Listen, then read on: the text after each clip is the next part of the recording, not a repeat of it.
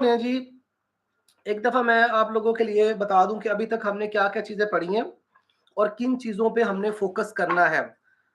We have started the objective of the Punjab civil code ordinance. आपसे वो ये भी पूछ सकता है कि इसका ऑब्जेक्टिव क्या था, ये क्यों बनाया गया था? एक जनरल स्पेशली जो एएचए के स्टूडेंट्स हैं, उनसे जो एग्ज़ाम में वो क्वेश्चन पूछ रहा है ना, वो मोस्टली आपको वो ऑब्जेक्टिव या उसकी हिस्ट्री या आपसे ओपिनियन पूछ रहा है। यानी एक सेक्शन की बजाय वो आपसे पूरे चैप्टर को डिस्कस करने का कह सकता है, इवन पूरे के पूरे एक्ट को डिस्कस करने का कह सकता है, जैसे डेफेमेशन का एक्ट है या फिर जो इलीगल डिस्पोजिशन एक्ट है। इसी तरह से जो ये एक्ट है, आपसे जो एएचए के स्टूडेंट है स्पेशली, उनसे वो जनरली इसके ऑब्जेक्टिव को, इसकी हिस्ट्री को पूछ सकता है। तो अगर आपको ऑब्जेक्टिव लिखना पड़े तो आप इतना कंटेंट कैसे लाएंगे कि आप उसको 20 मार्क्स जस्टिफाई करें? उसके लिए फिर आपने सबसे पहले तो वो जो हमने इसकी हिस्ट्री पढ़ी थी ना, मैंने इसका बैकग्राउंड बताया था कि डिफरेंट किस्म के लॉ चल रहे थे इस रीजन में, तो उन सबको यूनिफॉर्मिटी के लिए एक ट्रैक पे लाने के लिए, उसको एक ही आप कह लीजिए कि पैरामीटर पे लाने के लिए हमने ये बनाया था। यूनिफॉर्मिटी बेसिकली इसका जो सबसे अहम ऑब्जेक्टिव था।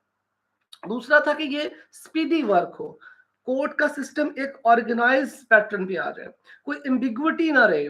ठीक है, every person related to this must be aware what is his or her duty, कि जो लोग भी इस शोबे से रिलेट करेंगे वो उनको फेमिलियर होंगे, उनको क्लियर होगा कि हमारी ड्यूटी क्या है, हमारी पावर्स क्या है, ये उनको सारी क्लियर कर दी जाए। इसलिए ये जो है वो ऑर्डिनेंस बनाया गया था। अच्छा, अब इसके अंदर सबसे पहले तो आपने एक दफा, मैं फिर बता देता हूं कि जो इंपॉर्टेंट सेक्शंस थे, सेक्शन 1 और 2 डेफिनेशन, 1 डेफिनेशन आपका एक्सटेंड का था, 2 डेफिनेशन का था। ठीक है जी, कोई उसमें आई थिंक किसी को भी कोई कंफ्यूजन नहीं होनी चाहिए, बहुत सिंपल सा है। सेक्शन 3 से शुरू होता है एक्चुअली ये आपका जो ऑर्डिनेंस है, जिसमें आपने ये कहा था कि सिविल कोर्ट्स बनाई जाएंगी। अच्छा, अब इसमें भी बड़ी कंफ्यूजन होती है, स्टूडेंट अक्सर गलती कराते हैं कैंडिडेट के, वो सिविल जज की जो कोर्ट को ही सिविल कोर्ट कंसिडर कर रहे होते हैं। हालांकि सिविल कोर्ट्स की इन्होंने कहा है कि हाई कोर्ट के अलावा, हाई कोर्ट को तो आप कंसिडर करेंगे, वो तो डेफिनेटली इनको सुपरवाइज करिए। 3 जो है वो टाइप्स बताई गई हैं और वो आपने पूरा नाम लिखना है। ठीक है, the court of the district जज, the court of the additional district जज, और फिर लास्ट में the court of the civil जज। ये आपने 3 टाइप्स लिखनी है। हाँ, आगे फिर सिविल जज को आगे कैटेगराइज कर दिया गया है, पहला पॉइंट। नंबर 2 पे आपने आना है, आपने बताना है कि सिविल डिस्ट्रिक्ट्स बन जाएंगे, हर डिस्ट्रिक्ट का एक जो है वो डिस्ट्रिक्ट जज होगा, और ये जो सिविल डिस्ट्रिक्ट्स बनाई जाएंगी ये प्रोविंशियल गवर्नमेंट बनाएगी। प्रोविंशियल गवर्नमेंट जो है वो डिसाइड करेगी कि क्या कौन कौन सा डिस्ट्रिक्ट होगा। Right now up till the 14 जनवरी हमारे पास 42 डिस्ट्रिक्ट्स हैं। ठीक है, अच्छा ये बात याद रखनी है कि जो ये जो जुरिस्डिक्शन बन रही है ना डिस्ट्रिक्ट्स की, ये बना रही है गवर्नमेंट, लेकिन जो कोर्ट की सिटिंग की प्लेस होगी, जो कोर्ट होगी सिविल कोर्ट, उनकी जो जुरिस्डिक्शन होगी, उनके ऊपर जो कंट्रोल होगा, उनकी जो अथॉरिटी होगी, वो आपके हाई कोर्ट की होगी। ये बात याद रखनी, इसको मिक्स ना कीजिएगा। प्रोविंशियल गवर्नमेंट सिर्फ सिविल डिस्ट्रिक्ट तक की जो जुरिस्डिक्शन रख रही है कि वो उनको डिफरेंट जो है वो सिविल डिवीजन में बना रही है, लेकिन जो वहां पे कोर्ट्स बन रही हैं, जो कोर्ट की जो पावर है, जो कोर्ट की सुपरविजन है, जो कोर्ट की जुरिस्डिक्शन है, वो हाई कोर्ट डिसाइड करेगी। ये बात आपने ध्यान में रखनी है। तो आपको सेक्शन 4 ने जो है वो बता दिया था कि जी आपने जो एक सिविल डिवीजन बनाई है। फिर सेक्शन 5 आपका डिस्ट्रिक्ट जज का था, जो कि आपको बता रहा था कि आपने एक डिस्ट्रिक्ट जज को जो है वो हेड बनाना है इस सिविल डिवीजन में, और वो हेडक्वार्टर आप डिक्लेयर करेंगे कि ये हेडक्वार्टर है। अब आज का जो हमने 24 देखना है, उसमें आपको स्पेसिफिकली इस हेडक्वार्टर के हवाले से जो है आपका वो एक आएगा कि हेडक्वार्टर क्यों बनाया गया था, उसकी रीजन क्या है। फिर सेक्शन 5 में हमने कहा था डिस्ट्रिक्ट जज की अपॉइंटमेंट कैसी होगी, या जो डिस्ट्रिक्ट जज है वो आपने कहा था कि हर सिविल डिवीजन के अंदर एक डिस्ट्रिक्ट जज जो है वो होगा।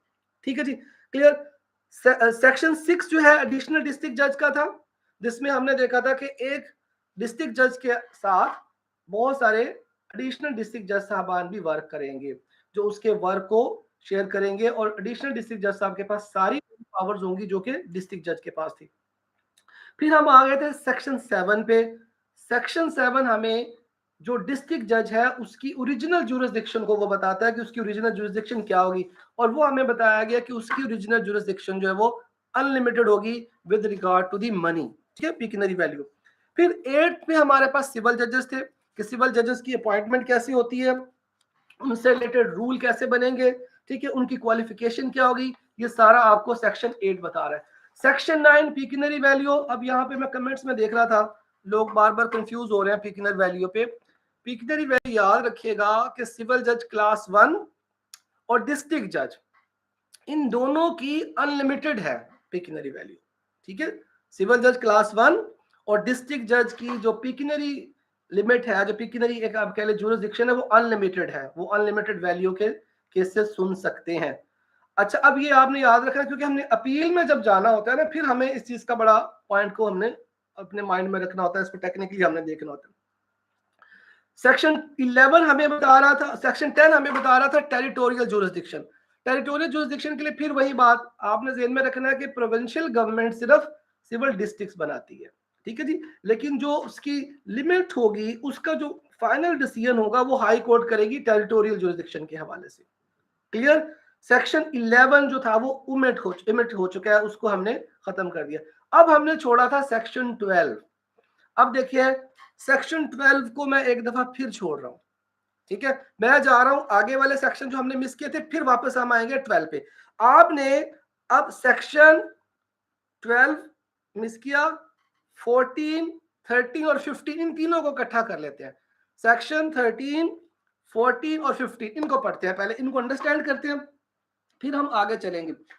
मेरा ख्याल यहाँ तो कोई किसी को कंफ्यूजन नहीं होनी चाहिए, हम पहले कर चुके हैं, कोई प्रॉब्लम है तो मुझे बताइए, अदरवाइज फिर हम ये आज का मेन पॉइंट जो है वो शुरू करते हैं। सेक्शन 13, सेक्शन 14 और 15 इनको पढ़ने लगे जी। जी थर्ड की जो है वो जीएस 1 मिलियन की उसकी जुरिसडिक्शन होती है, बिल्कुल ठीक है। क्लास 2 की 5 मिलियन तक होती है, ओके। और जो आपका होता है क्लास 1 का जज, सिविल जज, उसकी अनलिमिटेड है, बिल्कुल ठीक है जी। ओके, अब मेरे ख्याल से हम सेक्शन 13 और 14, 15 पे चलते हैं। जरा इसको नोट करना है आप लोगों ने, इन तीनों से मिलकर आपका एक सब्जेक्टिव का क्वेश्चन बन सकता है। देखिए सेक्शन 13 में हमने बताया था प्रिजाइडिंग ऑफिसर के बारे में। सेक्शन 13 पे अगर आप आए ना, ये आज के लेसन का आपका मेन यहाँ से शुरू हो रहा है, इसको नोट करना आपने इनकी चीजों को जो भी है। सेक्शन 13 में हमने प्रिजाइडिंग ऑफिसर का बताया था कि प्रिजाइडिंग ऑफिसर कौन होगा। हमने ये कहा था कि जो हाई कोर्ट है एक्चुअली वो इन सब के ऊपर अपनी अथॉरिटी रखेगी।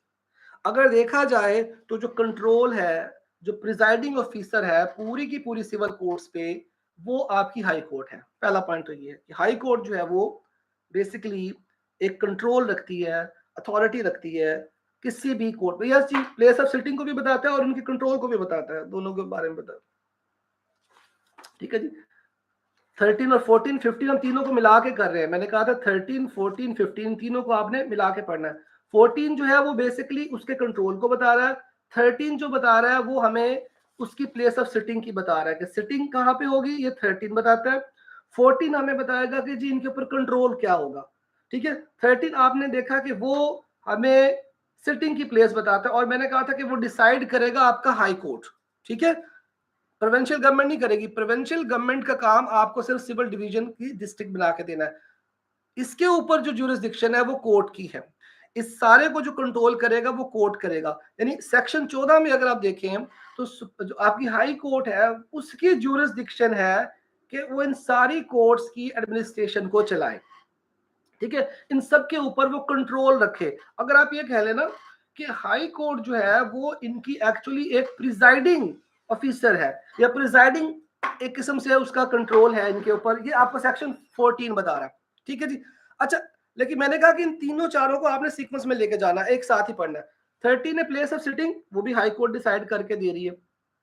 फिर उसके बाद आपने कहा जी कि 14 जो है वो प्रिजाइडिंग ऑफिसर या कंट्रोल से रिलेट करता है, तो हमने कहा सबसे पहले जो कंट्रोल वो तो हाई कोर्ट का है, हाई कोर्ट इन सबको कंट्रोल करेगी। लेकिन फिर कंट्रोल अगर हाई कोर्ट का है तो हाई कोर्ट उसको डेलीगेट कर देती है, किसको डेलीगेट करती है जी, डिस्ट्रिक्ट जज को, ठीक है। अब डिस्ट्रिक्ट जज जो है वो on a specific you can say superintendence और some sort of the power delegated by the high court, वो फिर अपने ज्यूरिसडिक्शन के अंदर, अपनी उस सिविल डिवीजन में, अपने उस डिस्ट्रिक्ट के अंदर सारे अफेयर जो है इन सिविल कोर्ट्स के वो चलाएगा। यानी अगर देखा जाए तो डिस्ट्रिक्ट जज साहब के अंडर अब दो तरह की कोर्ट्स आ जाएंगी, पहली courts of the additional district जज और दूसरी कोर्ट ऑफ द सिविल जज।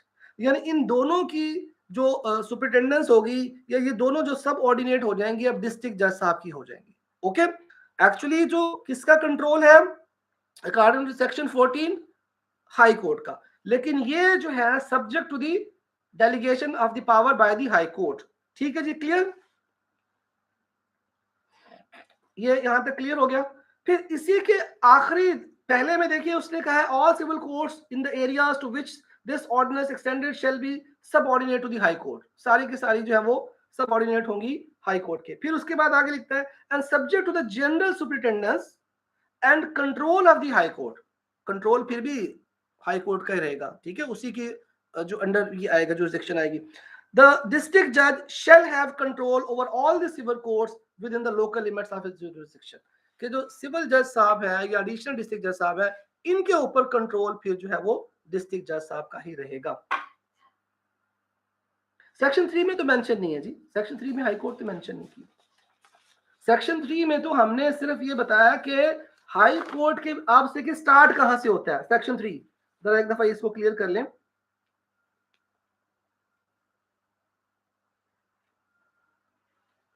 तीन हमारे पास कोर्ट्स बताई गई हैं, हाँ 3 कोर्ट बताई गई हैं जी।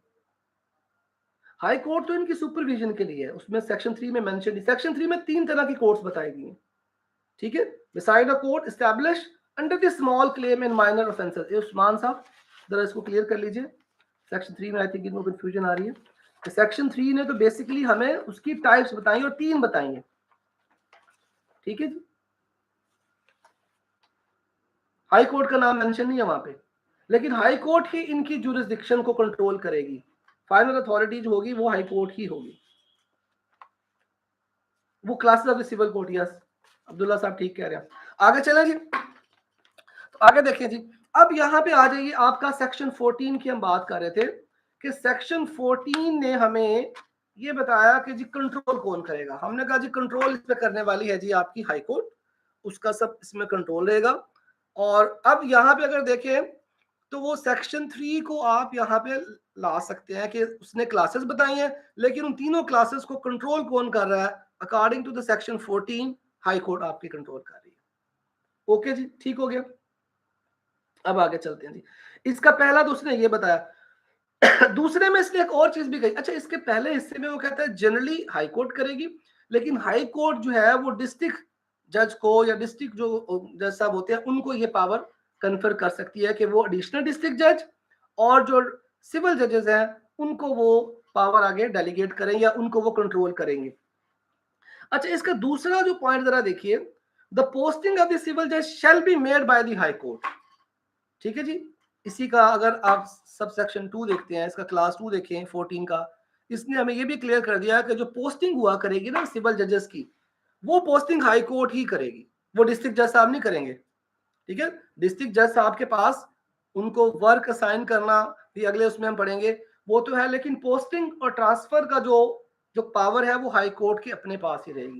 यानी हाई कोर्ट कुछ पावर डेलीगेट करेगी डिस्ट्रिक्ट जज साहब को, लेकिन ज्यादा पावर जो है वो हाई कोर्ट के अपने पास ही रहेंगी। जी आगे देखें जी। अच्छा, अब इसमें हमारे पास जी नेक्स्ट आ जाता है सेक्शन 15। सेक्शन 15 देखें जी। सेक्शन 15 में हमें कह रहा है anything contained in the code of the civil procedure every district judge may by written order direct that any civil business cognizable by his court and the court under the control shall be distributed among such court in such manner as he thinks fit। अब देखिए यहाँ पे अब हमें बताया जा रहा है कि जो पावर्स हैं वो फिर डेलीगेट हो रही होती हैं। कौन डेलीगेट कर रहा है जी? 15 में हमें बताया कि जो डिस्ट्रिक्ट जज साहब हैं वो क्या कर सकते हैं बाय रिटन ऑर्डर। अब ये भी आपने ध्यान में रखना है कि डिस्ट्रिक्ट जज साहब एक रिटन ऑर्डर के जरिए अपनी पावर को डेलीगेट कर सकते हैं, ठीक है जी। क्या आगे वो कहते हैं any civil business cognizable by his court and the court under his control shall be distributed among such court in such manner as he thinks fit। अब उसकी मर्जी है कि वो किस तरह से उन सिस्टम को चलाना चाहता है। अच्छा, इसका जो सेकंड वाला है ना, ये बड़ा इंपॉर्टेंट है। Provided that no direction issued under this section shall empower any court to exercise any power और deal with any business beyond the limit of the jurisdiction. Clear है, सिंपल सी बात है कि कोई भी कोर्ट कोई ऐसा काम नहीं कर सकती है जो उसकी लिमिट से बियॉन्ड होगा। यानी एक कोर्ट के अंदर जो बेसिकली जो एक सिविल डिस्ट्रिक्ट के अंदर जो सबसे मेन पावर आ रही है वो डिस्ट्रिक्ट जज साहब के पास है। डिस्ट्रिक्ट जज साहब चाहें तो वो अपनी पावर को डेलीगेट कर सकते हैं अपने सब ऑर्डिनेट को, एडिशनल डिस्ट्रिक्ट जज साहब को कर सकते हैं या सिविल जज को भी कर सकते हैं, ठीक है, लेकिन बाय रिटर्न ऑर्डर से करेंगे, ठीक है जी। उनको एक ऑर्डर इशू करना पड़ेगा, तब वो अपनी पावर को आगे डेलीगेट करेंगे। अगर देखा जाए तो सिंपली जो 15 हमें ये बता रहा है कि पावर की डेलीगेशन कैसे की जा रही है, पावर को आगे डेलीगेट कैसे किया जा रहा है, ठीक है जी। यानी हमें ये कहा गया कि रिटर्न ऑर्डर के साथ डिस्ट्रिक्ट जज साहब अगर चाहें तो अपनी इस पावर को किसी भी जज साहब को आगे दे सकते हैं। उनके सबऑर्डिनेट दो ही आएंगे ना, या तो उनके अंडर एडिशनल डिस्ट्रिक्ट जज साहब आएंगे या सिविल जज साहब आएंगे, तो वो अपनी इस पावर को किसी एडिशनल डिस्ट्रिक्ट जज को या किसी सिविल जज साहब को डेलीगेट कर सकते हैं अंडर सेक्शन 15, ठीक है जी, क्लियर। अब देखिए जरा 16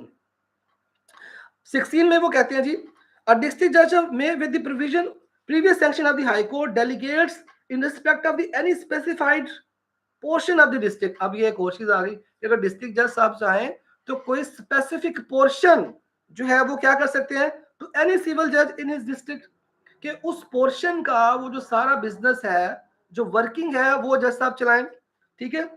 ये मोस्टली आपके यहाँ देखें ना, सीनियर सिविल जज साहब ये काम कर रहे होते हैं। सीनियर सिविल जज साहब जो है ना, वो डिस्ट्रिक्ट जज साहब की ये पावर होती है कि वो आप लोगों को केसेस जो दिए जा रहे होते हैं ना, जब आप कोई केस फाइल कर रहे हैं तो वो आप देखिए डिफरेंट जज साहब को वो दिया जा रहा है, वो अंडर दिस सेक्शन होता है। 16 जो है वो सीनियर सिविल जज साहब को ये पावर दी जाती है कि जिसके अंडर वो अपने पावर वो डिस्ट्रिक्ट जज साहब की थी, उन्होंने आपको वर्कलोड देना था। आप वर्किंग एज ए फर्स्ट कर लें क्लास 2 के जज हैं तो आपको वर्किंग असाइन तो डिस्ट्रिक्ट जज साहब ने करनी थी, लेकिन यहाँ पे हमें बताया जा रहा है कि वो एक किसी और जज साहब को ये पावर डेलीगेट कर सकते हैं कि जज साहब डिस्ट्रिक्ट जज साहब के बिहाफ पे आगे अपना वर्क जो है वो डिस्ट्रीब्यूट करे वर्किंग की। अच्छा, अब इसमें एक और चीज देखिए, इसको रीड कर लीजिए। पहले तो देखिए उसने कहा डिस्ट्रिक्ट में with the previous section of the high court delegate in respect of the any specific portion of the district to any civil judge in the district his power under section 14 and 15 of this ordinance। जो 14 और 15 में पड़ी वो सारी की सारी, ठीक है, यानी पहले तो उसने हमें स्पेसिफिक बताया, अब यहाँ पे वो कहता है सारी की जा सकती हैं जो भी पावर्स उसमें डिस्कस की गई है। And the power of the district जज under section 24 of the civil procedure. अब जरा 24 सेक्शन निकालिए सीपीसी का, अगर आप लोगों के पास सीपीसी है, अगर आप लोगों के पास सीपीसी की बुक है तो जरा प्लीज वो भी निकाल लीजिए। जी उस्मान साहब, जी उस्मान साहब क्या पूछना चाह रहे हैं? ये देखिए जी सेक्शन 24, सेक्शन 24 किससे रिलेट करता है जी सीपीसी का? वो है general power of transfer and withdrawal. इसमें भी आपको जी general power of transfer of withdrawal बताई गई है। ये आपने सीपीसी से इसको रीड करना है। जब आप सेक्शन 16 को पढ़ रहे हैं तो आपने सीपीसी का सेक्शन 24 भी पढ़ना है। एंड सच पावर में B exercised by the such civil जज subject to the general control of the district जज। अब क्या होगा, वो पावर उसको डेलीगेट होगी उस सिविल जज साहब को, लेकिन अब सिविल जज साहब ऐसे एक्ट करेंगे जैसे कि वो डिस्ट्रिक्ट जज साहब की पावर थी। Yes, general power of withdrawal, बिल्कुल जी, ये सीपीसी का सेक्शन 24 बिल्कुल यही है। यानी 24 में जितनी सारी पावर्स थी अब वो भी सिविल जज साहब के पास आ जाएंगी, ठीक है। यानी अगर देखा जाए तो delegation of power bye district जज जो आपका सेक्शन 16 है, ये उसको बहुत सारी पावर दे रहा है। Yes, with the sanction of the high court, yes बिल्कुल, जिसमें ऐड कर लीजिए कि अगर सैंक्शन हाई कोर्ट की नहीं होगी फिर नहीं कर सकते, वो हम पहले पढ़ के आ चुके हैं। यस बिल्कुल ठीक है जी, बिल्कुल ठीक है आपने कहा है यासर हबीब। अच्छा, अब देखें इसमें अगर आप ऐड करना चाहें ना तो high court rule and order volume 1 उसका चैप्टर 1 है, पार्ट डी है, रूल 3 ये भी देख लीजिएगा। डिस्ट्रीब्यूशन ऑफ दी जो केसेस है वो इसी के साथ रिलेट किया जाता है, आप उसको यहाँ पे ला सकते हैं, ठीक है। ऑर्डर 6 जो है वो भी इसी के साथ रिलेट करता है। सेक्शन 16 को दोबारा बता देता हूँ, मैं दोबारा बता देता हूँ। देखिए असल में सेक्शन 16 जो है ना, ये बहुत सारी पावर्स दे रहा है एक उस जज को जो कि डिस्ट्रिक्ट जज नहीं है, ठीक है, उसकी जुरिस्डिक्शन नहीं थी ये, वो ये काम नहीं कर सकता था। जैसे आप देखिए सीनियर सिविल जज साहब केसेस मार्क कर रहे होते हैं, अब सीनियर सिविल जज साहब जो डिस्ट्रिक्ट जज तो नहीं है, ये जो पावर है केसेस को मार्क करने की, केसेस को दूसरे जजेस को देने की, ये बेसिकली डिस्ट्रिक्ट जज साहब की खुद की थी, ठीक है ना। लेकिन डिस्ट्रिक्ट जज साहब ने क्या किया, वो एक सीनियर सिविल जज को ये power they the, but with the sanction of the high court, उसकी अप्रूवल के बाद हाई कोर्ट उसको करेगी, वरना नहीं। फिर क्या होगा, अगर हाई कोर्ट अप्रूव कर देती है, हाई कोर्ट ये सैंक्शन ग्रांट कर देती है, तो डिस्ट्रिक्ट जज साहब ने अपनी सारी पावर, अगर मैं कहूँ ना कि सेक्शन 16 में अगर देखें तो जितनी भी पावर थी डिस्ट्रिक्ट जज साहब की, वो उन्होंने सारी एक सिविल जज को दे दी है, सीनियर सिविल जज को दे दी।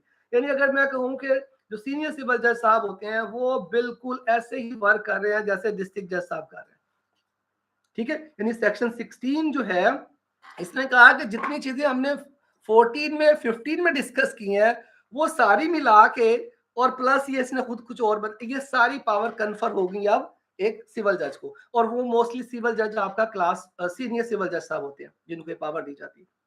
वो हाईकोर्ट रूल एंड वॉल्यूम आगे लिख लीजिए जी, high court rule and order volume 1 है, उसका चैप्टर 1 और पार्ट बी है रूल 3, जो डिस्ट्रीब्यूशन ऑफ द केसेस की बात करता है। अब ये डिस्ट्रीब्यूशन ऑफ द केसेस जो की जा रही है ना सिविल कोर्ट्स के अंदर, ये बेसिकली सिविल जज साहब कर रहे हैं, लेकिन ये एक्चुअल जो जुरिस्डिक्शन है ये डिस्ट्रिक्ट जज साहब की है। करना तो डिस्ट्रिक्ट जज साहब को चाहिए, लेकिन एक डिस्ट्रिक्ट के अंदर एक डिस्ट्रिक्ट जज साहब है और इतना ज्यादा वर्कलोड है तो वो अकेले तो मैनेज नहीं करेंगे। इसलिए क्या हो रहा है कि डिस्ट्रिक्ट जज साहब ने अपनी वो पावर जो थी वो एक सीनियर सिविल जज को दे दी, और सीनियर सिविल जज साहब जो है वो सारी पावर इसमें यूज करेंगे। और साथ में उन्होंने सेक्शन 24 का भी रेफरेंस बता दिया कि सेक्शन 24 के अंदर अगर आप जाए ना, उसमें काफी चीजें हैं। ये अगर आप देखें सेक्शन 24 में, उसमें आपकी पार्टीज जो है अगर रिक्वेस्ट करें तो केस विड्रॉ भी हो सकता है, ट्रांसफर भी हो सकता है, यानी बहुत सारी पावर जो थी डिस्ट्रिक्ट जज साहब ने वो सीनियर सिविल जज साहब को कन्फर कर दी, उनको ग्रांट कर दी, ठीक है। सेक्शन 16, यानी अगर आप ये कहें कि सेक्शन 14, 15 इन सब के अंदर जो हमने चीजें पढ़ी, जो पावर्स हमने पढ़ी, वो सेक्शन 16 में आकर डिस्ट्रिक्ट जज साहब ने with the sanction of the high court senior civil जज साहब को दे दी। अगर देखा जाए तो अब एक किस्म से सीनियर सिविल जज साहब जो है वो एक रेप्लिका हो गए डिस्ट्रिक्ट जज साहब का, ठीक है जी, क्लियर। उनके पास वो सारी पावर्स आ गई, वो उन्होंने मेंशन कर दिया कि कौन कौन सी होंगी। क्लियर जी, कोई कंफ्यूजन? आई थिंक सेक्शन 14, 15 और 16 अब आपको क्लियर हो जाना चाहिए। 14, 15 एंड 16 कोई कंफ्यूजन अगर है तो मुझे बताइए जी, प्लीज मेंशन कीजिए। सेक्शन 14, 15 और 16 अगर कोई कंफ्यूजन है तो मुझे बताइए। और ये सारी पावर की डेलीगेशन की हो रही है, डेलीगेशन ऑफ दी पावर की बात हो रही है कि पावर डेलीगेट की जा रही है जी, ठीक है जी। 14 में मैंने कहा था एक्चुअली सारा कंट्रोल तो हाई कोर्ट का होता है, 14 तो ये बता रहा है। फिर 15 और 16 ने डिस्ट्रिक्ट जज साहब की कुछ पावर्स को बताया कि वो उसे डेलीगेट करते हैं। अब जरा यहाँ पे रुक जाइए, देखिए हम क्या कह रहे हैं जी, 14, 15 और 16 में हम पावर डेलीगेशन की बात कर रहे थे, और 14 ने क्या कहा था कि वो पावर डेलीगेट कर देती है, ठीक है जी। वो भी उसमें भी जाते हैं, 22 में भी जाते हैं, रुक जाइए, अभी 22 में भी जाते हैं। अभी मैं इनसे रिलेटेड एक और सेक्शन आपको वापस लेके जाना चाह रहा हूं। आपने देखा 14, 15 और 16 इन सब के अंदर पावर डेलीगेट की जा रही है, और कौन कर रहा है? डिस्ट्रिक्ट जज साहब। लेकिन अगर हाई कोर्ट चाहे ना, अगर हाई कोर्ट चाहे तो डिस्ट्रिक्ट जज साहब की इन सारी पावर्स को बाईपास करके डायरेक्टली खुद भी किसी सिविल जज साहब को ये सारी पावर दे सकती है, ठीक है। यानी जो 14, 15, 16 में हम बात कर रहे हैं ना, वो हम डिस्ट्रिक्ट जज साहब की कर रहे थे कि डिस्ट्रिक्ट जज साहब जो है वो आगे बिजनेस जो भी चलना है वो सारे का सारा एलोकेट किया जाएगा। बट अब हम ये कह रहे हैं कि अगर हाई कोर्ट चाहे तो ये पावर जो 15 और 16 में एक डिस्ट्रिक्ट जज साहब दे रहे थे, अगर हाई कोर्ट चाहे तो वो डायरेक्ट भी किसी जज को दे सकती है। ठीक है जी, ये सेक्शन 12 बताता है, इसलिए मैंने सेक्शन 12 को छोड़ा था। यानी सेक्शन 12 हमें ये बताएगा कि वो जो सारी पावर्स सेक्शन 15 या 16 में हम डिस्कस करके आ रहे थे कि जो भी पावर्स हैं डिस्ट्रिक्ट जज साहब सिविल जज को दे दे, डिस्ट्रिक्ट जज साहब ने उनको केसेस डिस्ट्रीब्यूट करने की पावर दे दी, उनको कोई केस ट्रांसफर कर दिया या उनको कोई केस ट्रांसफर उसकी कॉग्निजेंस देने का कहा, whatever the power district जज has given to his subordinate, ये पावर हाई कोर्ट डायरेक्ट इस्तेमाल कर सकती है। ठीक है, हाई कोर्ट इस पावर को डायरेक्ट इस्तेमाल करेगी और किसी भी सिविल जज को या एडिशनल डिस्ट्रिक्ट जज को ये पावर खुद भी कन्फर कर सकती है। ठीक है, और अगर वो खुद कन्फर करेगी तो अब डिस्ट्रिक्ट जज साहब ना उससे वो केस विड्रॉ कर सकेंगे, ना उसको वो ट्रांसफर कर सकेंगे। अब ये चीज समझने के लिए हम चलते हैं जी सेक्शन नंबर 12 के ऊपर।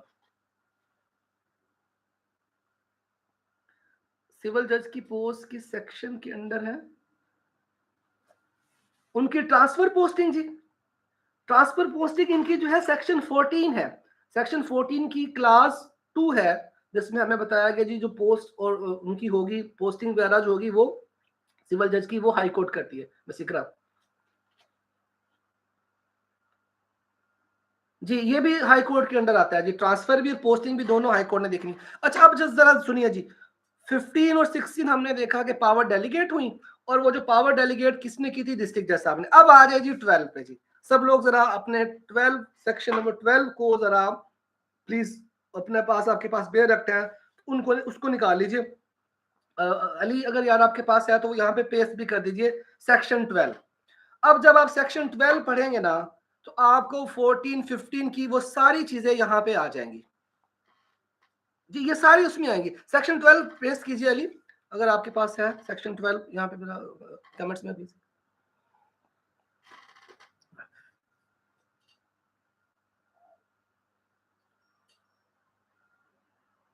अब आ जाइए सेक्शन 12 पे आ जाइए।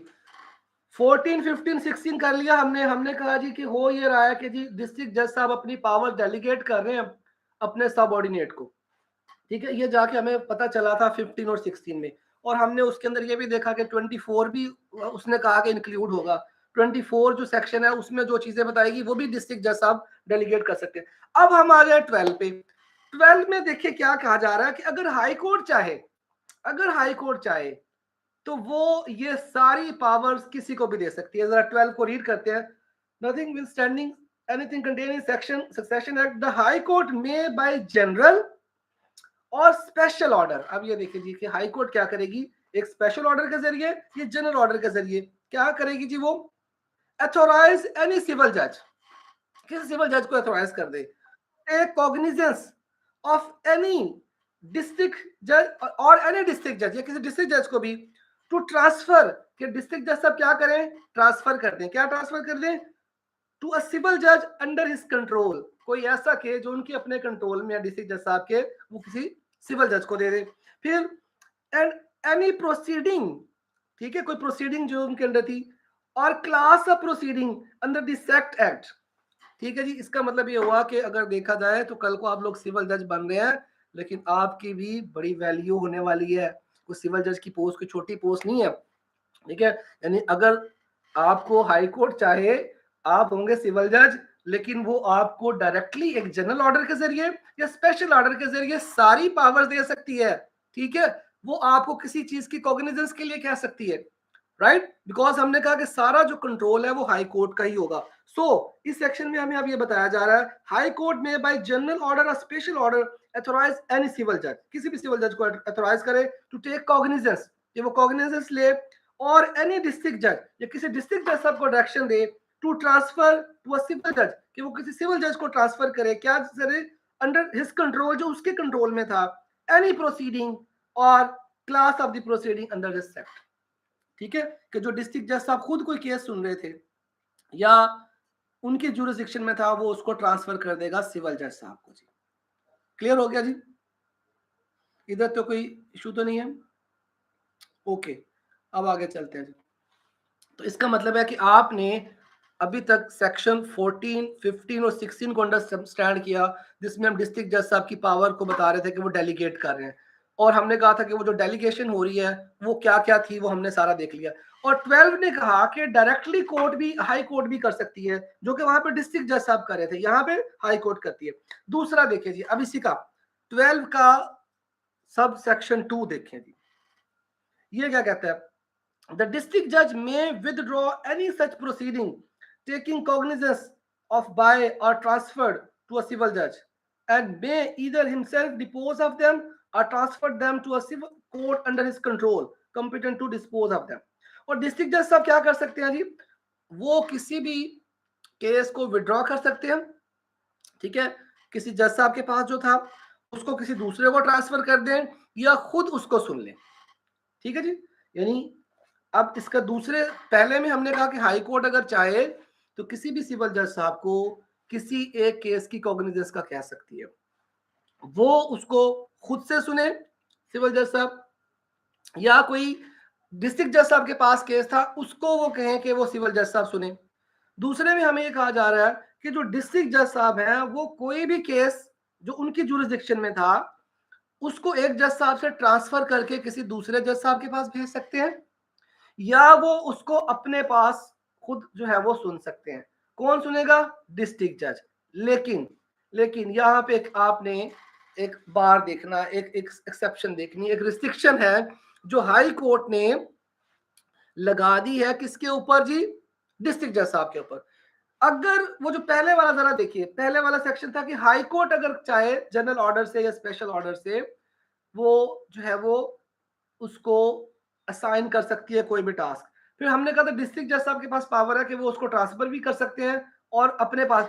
लेकिन अगर हाई कोर्ट ने वो उसको पावर डेलीगेट की है, अगर हाई कोर्ट के जनरल ऑर्डर या स्पेशल ऑर्डर से किसी सिविल जज साहब को कोई केस दिया गया था या कोई प्रोसीडिंग उसको दी गई थी, अब डिस्ट्रिक्ट जज साहब भी उसको विड्रॉ नहीं कर सकेंगे, ठीक है जी। यानी अगर देखा जाए तो वहां पे वो एक किस्म से डिस्ट्रिक्ट जज साहब के पैरेलल आ गए। 6 सेक्शन ऑर्डर 6 नहीं, वो सेक्शन 24 में उसकी बात करेंगे, अभी नहीं। अभी आप इसमें सिर्फ ये देखिए, इसके अंदर 3 चीजें हैं। सेक्शन 12 में 3 पॉइंट आपने याद रखने हैं। सेक्शन 12 के अंदर 3 मेन चीजें हैं। पहला, हाई कोर्ट जो है वो डायरेक्टली किसी जज साहब को जो है वो केस की कॉग्निजेंस के लिए कह रही है, या कोई जज साहब, डिस्ट्रिक्ट जज साहब के पास कोई केस था, उस डिस्ट्रिक्ट जज साहब से उस जज साहब को वो ट्रांसफर किया जा रहा है। ये पहला हिस्से में आता है। दूसरे में हमने कहा था कि डिस्ट्रिक्ट जज साहब जो है वो कोई केस ट्रांसफर कर सकते हैं, ठीक है, या किसी जज साहब से केस अपने पास भी बुला के उसको वो खुद से सुन सकते हैं। ये दूसरा था। लेकिन हमने तीसरे पॉइंट में कहा कि अगर वो केस, वो प्रोसीडिंग जो एक सिविल जज साहब सुन रहे थे, वो उनको हाई कोर्ट ने डायरेक्ट कन्फर की थी, उन्होंने वो सेक्शन 15, 14 को बाईपास किया हाई कोर्ट ने, और डायरेक्टली अगर जज साहब को दिया, सिविल जज साहब को, अब डिस्ट्रिक्ट जज साहब भी उससे वो केस विड्रॉ नहीं कर सकते। अब डिस्ट्रिक्ट जज साहब भी उस केस को वहां से विड्रॉ नहीं करेंगे, ना ही उसको ट्रांसफर कर सकेंगे। यानी अगर देखा जाए तो यहाँ पे जो पावर कन्फर हाई कोर्ट करेगी डायरेक्टली जनरल ऑर्डर से या स्पेशल ऑर्डर से, उसको फिर डिस्ट्रिक्ट जज साहब भी वहां से केस विड्रॉ नहीं कर सकेंगे। ये सेक्शन 12 हमें बता रहा है। क्लियर जी? अब जरा आपको रखना है कि सेक्शन 12 को पढ़ने से पहले आपने 13 से शुरू करना है, 13, 14, 15, 16 इन सब को पढ़ना है, उसके बाद आपने दोबारा वापस 12 पे आना है। तहसील नसीजे first class is distributing award. Yes, बिल्कुल ठीक, बिल्कुल जबरदस्त एग्जांपल ये मोहम्मद उस्मान साहब ने 100% ठीक एग्जांपल दिया जी। बिल्कुल इसी प्रोविजन के जरिए आ रहा होता है जी। जो तहसील के अंदर जो सीनियर सिविल जज साहब होते हैं वो बिल्कुल इसी सेक्शन के अंडर जो है वो डिस्ट्रीब्यूट कर रहे होते हैं पावर, क्योंकि वो उन्होंने कहा ना कि कोई पोर्शन दे रहे। देखिए एडमिनिस्ट्रेटिव पावर यहाँ पे डेलीगेट कर रहा है ना डिस्ट्रिक्ट जज।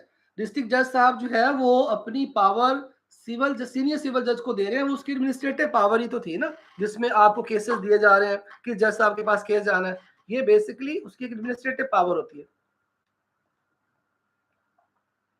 अच्छा जी, आई थिंक यहाँ पे कोई इशू नहीं है।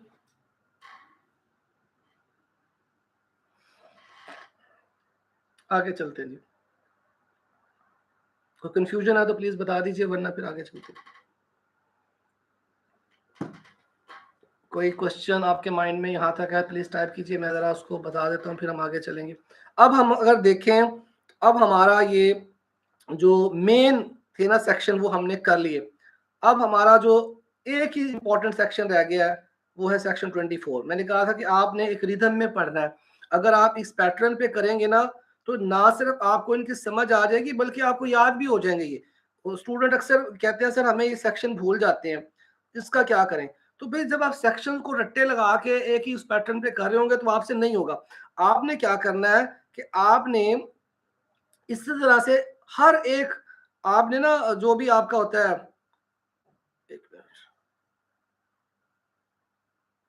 जो भी आपके होते हैं ना ये जो भी आपके सेक्शंस हैं, एक्ट है, उनको इसी तरह से डिवाइड किया करें, आप उसके सेगमेंट बनाया करें।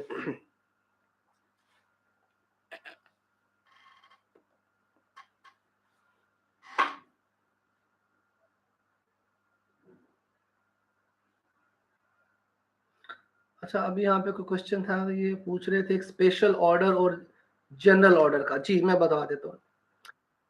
जो जनरल ऑर्डर होता है ना, ये बेसिकली एक ऐसी चीज होती है जो कि आप कह लीजिए कि some sort of the permanent direction होती है। ठीक है, कुछ ऐसी डायरेक्शंस होती हैं जो परमानेंटली हम फिक्स कर देते हैं कि आपने इस तरह से करना है। ठीक है जी, उसको मोस्टली हम जनरल ऑर्डर कहते हैं। ठीक है जी, जैसे कुछ चीजें हमारी फिक्स है, जैसे सीनियर सिविल जज साहब ही जो है ना वर्कलोड शेयर करेंगे, ये फिक्स है, इसको बताने की जरूरत नहीं है। लेकिन जनरल ऑर्डर के जरिए ये चीज आ जाती है, हाई कोर्ट एक जनरल ऑर्डर इशू कर देगी और ये फिक्स हो जाएगा। ठीक है जी, जबकि जनरल ऑर्डर का मैं कह रहा था कि जनरल ऑर्डर बेसिकली ऐसा होता है कि कुछ डायरेक्शंस ऐसी दी जाती हैं कोर्ट की तरफ से, हाई कोर्ट की तरफ से, कि वो डायरेक्शन परमानेंटली होती हैं, मतलब फिक्स हो जाती हैं कि अब ये आगे फ्यूचर में चलती रहेंगी। ठीक है, जैसे 1 साल के लिए, 2 साल के लिए, वट एवर, अनटिल कोर्ट उसको चेंज ना करे। वो जो आपके चीजें उसमें होती है उनको हम जनरल ऑर्डर कहते हैं। यानी जनरल ऑर्डर में आप ये कह लीजिए कि ऐसी टर्म्स जो परमानेंटली किसी डायरेक्शन को डिस्क्राइब करती है। अब आपको बार बार हमें उसको बताने की जरूरत नहीं, हाई कोर्ट ने एक दफा बता दिया वो सबके लिए हो गया। लेकिन जो स्पेशल ऑर्डर होता है ना, वो एक स्पेसिफिक सेगमेंट के लिए होता है, एक स्पेसिफिक रीजन के लिए होता है, एक स्पेसिफिक पोर्शन के लिए हो सकता है। जैसे कुछ ऑर्डर ऐसे होंगे कि जिनकी इंप्लीमेंटेशन पूरे पंजाब पे हो रही है, ठीक है, वो आपके जनरल ऑर्डर बन गए। लेकिन हो सकता है कि कोई एडमिनिस्ट्रेटिव पॉइंट ऑफ व्यू से, फॉर एग्जांपल कि आपने अगर देखे लाहौर का डिस्ट्रिक्ट बड़ा है, इसके लिए कोई स्पेशल ऑर्डर आपने बनाया होगा।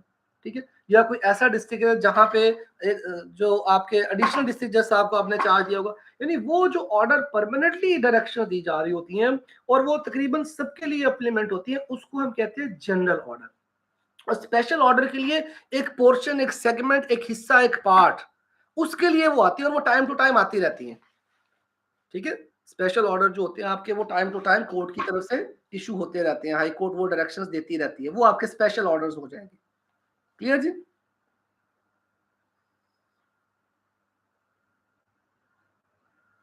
हाई कोर्ट ने जो अपनी पावर यूज की है तो डिस्ट्रिक्ट जज साहब उसमें इंटरफियरेंस नहीं करेगा, बिल्कुल नहीं कर सकता जी।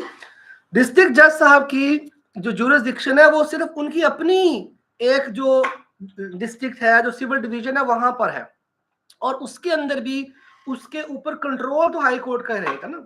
देखिए ना, पावर तो डेलीगेट हुई हुई है, उसकी ओरिजिनल पावर तो है ही नहीं। ठीक है ना, डिस्ट्रिक्ट जज साहब की तो ये ओरिजिनल पावर ही नहीं है कि वर्क डिस्ट्रीब्यूट करे। ये तो हाई कोर्ट की पावर है जिस जो उसने डिस्ट्रिक्ट जज साहब को दी है कि वो आगे वर्क लोड जो है वो डिस्ट्रीब्यूट करे। ठीक है, यानी कि वो केसेस जो है वो behalf of the high court आ रहे हैं, फिर उन्होंने आगे डेलीगेट कर दिया सीनियर सिविल जज साहब को। अब सीनियर सिविल जज साहब की ये पावर नहीं है कि वो किसी एक जज साहब को केस रेफर कर दे या वहां एक से वो ट्रांसफर कर दे। एक्चुअली तो ये पावर हाई कोर्ट की खुद की है, लेकिन हाई कोर्ट ने आगे इनको सबको डेलीगेट कर दिया है कि वो आगे जो है वो उसको डिस्ट्रीब्यूट करने के लिए, वर्क को डिस्ट्रीब्यूट, हमने एक सिस्टम भी तो चलाना ना। अगर एक इतना बड़ा प्रोविंस है तो उसमें ये सारे मामला हाई कोर्ट अकेला जो है वो मिल नहीं कर सकेगा जब तक वो अपनी इस पावर को डेलीगेट नहीं करेगा। याद रखिएगा कि जो जनरली हमारे पास एक रूल होता है कि power corrupts and absolute power corrupts absolutely. ठीक है, पावर हमेशा करप्ट होती है, और अगर एक जगह पे एब्सोल्यूट पावर आ जाए तो फिर बहुत करप्शन होती है। इसलिए पावर को डेलीगेट करना चाहिए। पूरी दुनिया के अंदर यही होता है कि पावर हमेशा डेलीगेट की जाती है। जितनी ज्यादा पावर डेलीगेट करेंगे, आपके सिस्टम अच्छे चलेंगे। ठीक है, आपकी ऑर्गेनाइजेशन या कोई भी ऐसी जो सिस्टम है वो अच्छा चलेगा जब आप पावर को डेलीगेट करेंगे जो आपके सबऑर्डिनेट है। ठीक है ना, आप उनको ये चीज रियलाइज करवाएंगे कि वो काम कर सकते हैं।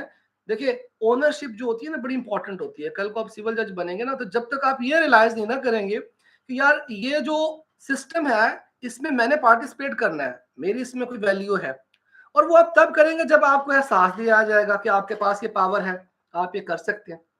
ठीक है ना, अगर आपको ये एहसास ही नहीं दिलाया जाएगा, अगर आपको ये सोच ही नहीं होगी। अब जैसे मैंने कहा कि देखिए, आप अक्सर स्टूडेंट सोच रहे होते हैं जी कि सर सिविल जज की तो इतनी पावर ही नहीं होती। भाई आप देखें तो सही, पढ़े तो सही इसको। यानी अगर इस ऑर्डिनेंस को देखें तो मेरे ख्याल से आपकी तो पावर जो है वो डिस्ट्रिक्ट जज जिसने बना दी है हाई कोर्ट ने। अगर डिस्ट्रिक्ट जज चाहे तो आप बिल्कुल एक डिस्ट्रिक्ट सॉरी हाई कोर्ट चाहे तो आप बिल्कुल एक डिस्ट्रिक्ट जज की तरह काम कर सकते हैं। ठीक है, सो इट मींस आपको अगर जज बनना है तो इस ऑर्डिनेंस को जरूर पढ़ना है। मैं हमेशा स्टूडेंट्स को कहता हूं कि सबसे पहले इस ऑर्डिनेंस इसको समझो कि कल को आपने अगर जज बनना है तो करना क्या है। आपकी एक सिस्टमेटिक पूरे की पूरी जो चीजें हैं वो क्या होगी। क्लास 3 एक्सप्लेन कर दूं, क्लास 3 मैं कई दफा एक्सप्लेन कर चुका हूं, चले एक दफा फिर बता देता हूं मैं। क्लास 3 इसी सेक्शन की क्लास 3 कह रहा है, सॉरी ये आपने सेक्शन 3 पूछा है, ये दोबारा प्लीज टाइप कीजिएगा।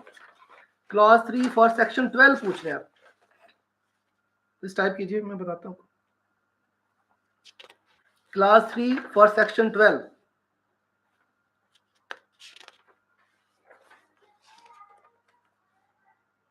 जी ठीक है, 12 की 3। देखिए 12 की 3 में हमने ये कहा था कि प्रोसीडिंग टेकिंग कॉग्निजेंस बाय और ट्रांसफर टू अ सिविल जज as the case may be under this section shall be disposed by him subject to the rules applicable to the like proceeding under disposed by this ordinance।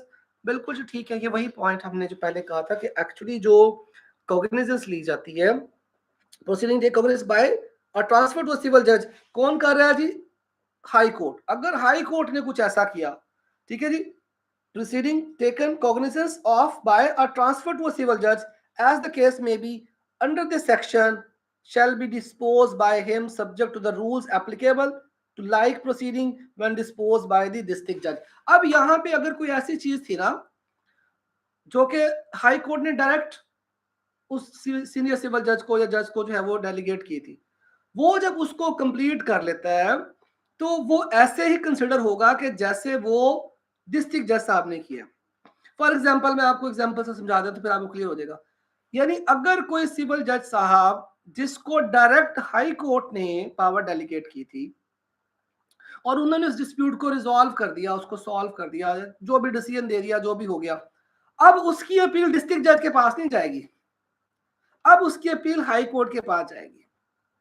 ठीक है, क्योंकि उन्होंने ये जो किया है ये बिल्कुल ऐसे किया जैसे डिस्ट्रिक्ट जज साहब ने किया। ठीक है, यानी अब अगर वो डिसीजन या वो चीज जो कि हमें डायरेक्ट हाई कोर्ट दे रही है, आप सिविल जज क्लास 1 है, आपको हाई कोर्ट ने कोई केस दिया, सपोज मैं समझाने के लिए बता रहा हूं कि उसकी जो वैल्यू थी वो सपोज कर लें 3 मिलियन थी या 5 मिलियन थी, वट एवर पिक्यूनरी वैल्यू थी, आपने उसका डिसीजन कर दिया, जो भी कर दिया, अब उसकी अपील डिस्ट्रिक्ट जज साहब के पास नहीं जाएगी। हालांकि आप तो एक सिविल जज है, most of the time civil जज से अपील डिस्ट्रिक्ट जज साहब के पास जाती है। लेकिन क्या होगा इस केस में कि अगर ये केस आपके पास डायरेक्टली हाई कोर्ट से आया होता, हाई कोर्ट ने आपको ये चीज दी होती, तो अब आपका वो जो डिसीजन है उसकी जो जो अपील है वो डिस्ट्रिक्ट जज साहब ने सुनेंगे, अब वो हाई कोर्ट में जाएगी, क्योंकि आपने वहां पे ऐसे ही वर्क किया है जैसे डिस्ट्रिक्ट जज जो है वो वर्क करता है। आई थिंक आपको सेक्शन 12 की क्लास 3 की अंडरस्टैंडिंग हो गई होगी कि इस सेक्शन के अंदर, सेक्शन 12 के अंदर अगर कोई किसी किस्म की जो केस था वो एक सिविल जज को ट्रांसफर किया गया और सिविल जज ने उस प्रोसीडिंग को सुना, तो वो इसी तरह से कंसिडर होगा कि जैसे वो एक डिस्ट्रिक्ट जज साहब ने सुना। ठीक है, अब उसकी अपील जो है डिस्ट्रिक्ट जज नहीं सुनेगा, अब उसकी अपील के लिए हमें जाना पड़ेगा हाई कोर्ट में। क्लियर हो गया जी। उस्मान साहब मैं क्लास 3 में ये बता रहा हूं कि अगर देखिए ना, नॉर्मली आपको काम असाइन कर रहा है डिस्ट्रिक्ट जज, ठीक है, या सीनियर सिविल जज साहब आपको काम असाइन करते हैं, वो आपको कोई केस दे रहे हैं या आपके पास कोई केस ट्रांसफर होके आ रहा है। लेकिन सेक्शन 12 में हमने कहा कि हाई कोर्ट इसको बाईपास कर सकती है। हाई कोर्ट इनको बाईपास करके डायरेक्टली चाहे तो आपको काम दे सकती है, डायरेक्टली चाहे तो आपको कोई केस दे दे, डायरेक्टली चाहे तो आपके पास कोई केस किसी दूसरे केस साहब से जज साहब से ट्रांसफर करवा के आपके पास ले आए। जब आपके पास वो केस आ जाएगा, जब आपके पास वो केस आ जाएगा, और कैसे आ रहा है, हाई कोर्ट से, डिस्ट्रिक्ट जज साहब ने नहीं किया, अब आपने उस केस को सुना, what ever the decision is, अब फर्ज कर लें उसका जो डिसीजन होगा, अब एक्चुअली वहां पे आप ऐसे वर्क कर रहे थे जैसे कि एक डिस्ट्रिक्ट जज साहब होते हैं, ठीक है, यानी आपकी जो जुडिशियल कैपेसिटी थी वो एज ए डिस्ट्रिक्ट जज की हो गई। मैंने जैसे एग्जांपल दे दी कि अब उसके खिलाफ अगर अपील होगी तो वो डिस्ट्रिक्ट जज साहब के पास नहीं जाएगी, वो हाई कोर्ट में जाएगी। मैं इसको एक दफा आप लोगों को रीड भी कर देता हूँ, एक दफा रुक जाइए प्लीज, मैं इसको एक दफा रीड कर देता हूँ, सेक्शन 3 को क्लियर कर लें, दोबारा से पढ़ता हूँ।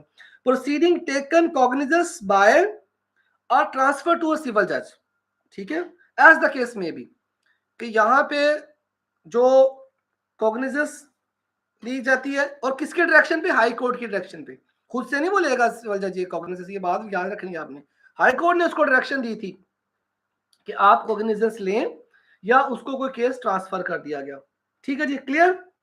फिर उसके बाद अंडर दिस सेक्शन, इस सेक्शन के अंदर तो क्या होगा, shall be dispose of by him, वो उसने खुद किया, subject to the rules applicable to the like proceeding when dispose of by the district जज, और उसके ऊपर सारे वो रूल अप्लाई होंगे कि अगर ये केस एक डिस्ट्रिक्ट जज साहब सुन रहे होते, ठीक है, यानी आप ये देखें कि उस वक्त उसकी जो एक जुडिशियल कैपेसिटी अगर देखी जाए तो वो एक डिस्ट्रिक्ट जज की बन गई है, ठीक है, यानी अब डिस्ट्रिक्ट जज साहब भी उसके उस मामले में इंटरफेयर नहीं कर सकेंगे।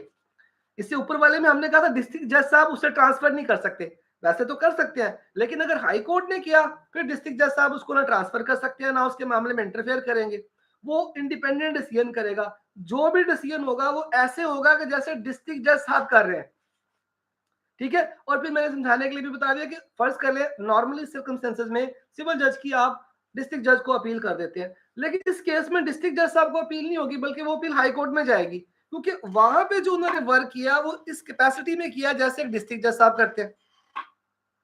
आई थिंक अब क्लियर हो गया आपको, चलिए ओके जी। सो अब मेरे ख्याल से आप लोगों का जो मेन कंटेंट था वो आप लोगों ने कर लिया। हमने सेक्शन 1 से लेकर हमने सेक्शन जो है वो 16 तक पढ़े, ठीक है, और इसके बाद हमने 19, 20 और 21 मैंने आपको जो है वो लास्ट लेक्चर में पढ़ाया था, और 23 भी मैंने आपको करवा दिया था लास्ट लेक्चर में, ठीक है जी। 20 भी कर लिया था, पिटीशन जो राइटर होते हैं उनसे रिलेटेड था। अब आ जाइए जी एक नया पॉइंट। अच्छा, अब आपने ना सेक्शन 22 को भी देख लें जी, सेक्शन 22 को भी देख लें, वो भी डेलीगेशन ऑफ द पावर का ही है। इनके ग्रुप्स बना लें, इनके ना एक मैंने ना सेगमेंट बनाए ताकि आपको याद। 22 में देखिए जी क्या है, delegation of the power of the district जज, एनी डिस्ट्रिक्ट जज leaving the headquarter and proceeding on duty to any place within the jurisdiction or an event of his absence from the district on leave may delegate to the additional district judge। अब वो क्या करेगा, section 22 मैंने उस दिन भी पढ़ाया था लेकिन फिर देख लें कि वो अपनी पावर को डेलीगेट करेगा, किसको डेलीगेट करेगा, एडिशनल डिस्ट्रिक्ट जज साहब को, या अगर एडिशनल डिस्ट्रिक्ट जज साहब नहीं है तो किसी सीनियर सिविल जज साहब को एट दी हेडक्वार्टर पे, ठीक है जी, ताकि वो उसके बिहाफ पे वो सारे परफॉर्मेंस करेगा अनटिल वो आके दोबारा अपना चार्ज रिज्यूम नहीं कर लेते। आई थिंक अभी यहां तक कोई कंफ्यूजन किसी को नहीं होनी चाहिए। अब दो सेक्शन बड़े इंपॉर्टेंट है जी, उन पे चलते हैं, जो कि है अपील से रिलेटेड। आई थिंक यहाँ पे हमने 2-3 चीजों को डिस्कस कर लिया है, मैं चाह रहा हूँ कि आज हम इसको कंप्लीट कर दें, आज इसे हम खत्म कर दें, ताकि फिर हम अगला जो हमारा बड़ा इंपॉर्टेंट जो है ना कॉन्स्टिट्यूशन ऑफ पाकिस्तान मैंने वो शुरू करवाना है, आज इसको मैंने खत्म करना है, इसलिए मैंने क्लास भी थोड़ी सी अर्ली रख ली थी। अब आ जाए जी सेक्शन 17 और 18 जी, 17 और 18 दोनों अपील से रिलेट करते हैं जी, ठीक है जी। 17 और 18 आई थिंक आप लोग, क्योंकि बहुत सारे लोग आप में से प्रैक्टिस करते हैं, आपको इन चीजों का प्रैक्टिकली पता है, ये जो अपील से रिलेटेड चीजें ये आप डेली बेस पे देख रहे होते हैं। अच्छा, अब देख लीजिए सबसे पहले जी कि अगर अपील हम करते हैं कहां से जी, किसी ऐसे केस में जो कि डिस्ट्रिक्ट जज साहब या एडिशनल डिस्ट्रिक्ट जज साहब की, तो वो कहां पे जाती है? सेक्शन 17 हमें बताता है, save as otherwise provided by any enactment by the time being force appeal from a degree or order of the district judge additional district society regional jurisdiction shall lie to the high court. Simple सी बात है जी।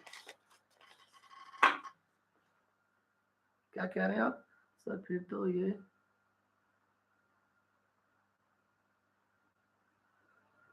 जी बिल्कुल बिल्कुल, लेकिन ये special circumstances में होता है ना, ये स्पेशल सर्कमस्टेंसेस में होता है। हाई कोर्ट हमेशा किसी मामले में इंटरफेयर नहीं करता है, ठीक है ना, उसके पास एक अपील का ऑप्शन चला जाता है, ठीक है नहीं हो। लेकिन मैं बताया ना कि सारे केसेस में ऐसा नहीं होता, हर केस के अंदर जो है हाई कोर्ट इंटरफेयर ऐसा नहीं करती है, ये स्पेशल सर्कमस्टेंसेस के अंदर होता है। एनी हो जी, आगे चलें जी, सेक्शन 17 पे आ जाए। अब आ जाए जी अपील्स के ऊपर कि जी अपील जो है वो किस तरह से होती है। सबको पता है कि डिस्ट्रिक्ट जज साहब या फिर एडिशनल डिस्ट्रिक्ट जज साहब के पास से जो केस आपका कंप्लीट होता है, जो वहां से, तो उसकी अपील तो जाती है हाई कोर्ट में, ये सबको पता है, और ये फर्स्ट अपील ही होती है। इसका क्लास 2 देखते हैं। Any appeal shade not lie to the high court from a decree or order of an additional district जज in any case in which if the decree or order has been made by the district जज and appeal would not lie to the court. अच्छा, अब देखिए यहाँ पे high court की description,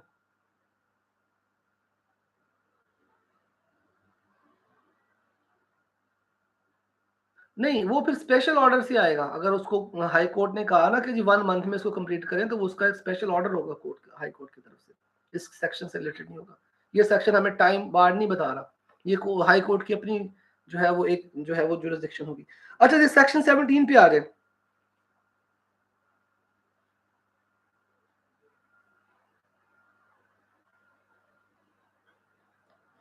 जी। Section 17 जरा मुझे बताइए जी। एन अपील शेल नॉट, पहला वाला तो बड़ा सिंपल सा है जिसका फर्स्ट पार्ट तो देखिए इसका ए बड़ा इजी है कि जो डिस्ट्रिक्ट जज साहब है, एडिशनल डिस्ट्रिक्ट जज साहब है, वो जो भी डिसीजन करेंगे उससे क्या होगा जी, उससे ये होगा कि अपील हाई कोर्ट में चली जाएगी। लेकिन अगर आप आ जाइए सेक्शन 17 पे, 17 के पहले की तो बड़ी आसानी से समझ आ रही है आपको कि जी ठीक है, एडिशनल डिस्ट्रिक्ट जज साहब जो है ना, वो अगर एक डिग्री पास करते हैं या डिस्ट्रिक्ट जज साहब, तो उसकी अपील जाती है हाई कोर्ट में। लेकिन दूसरे में वो कहता है an appeal shall not lie to the high court from a decree or order of an additional district जज in any case in which if the decree order had been made by the district judge an appeal would not lie to the court। जी इसका मतलब बताइए, इसमें क्या कहना चाह रहा है?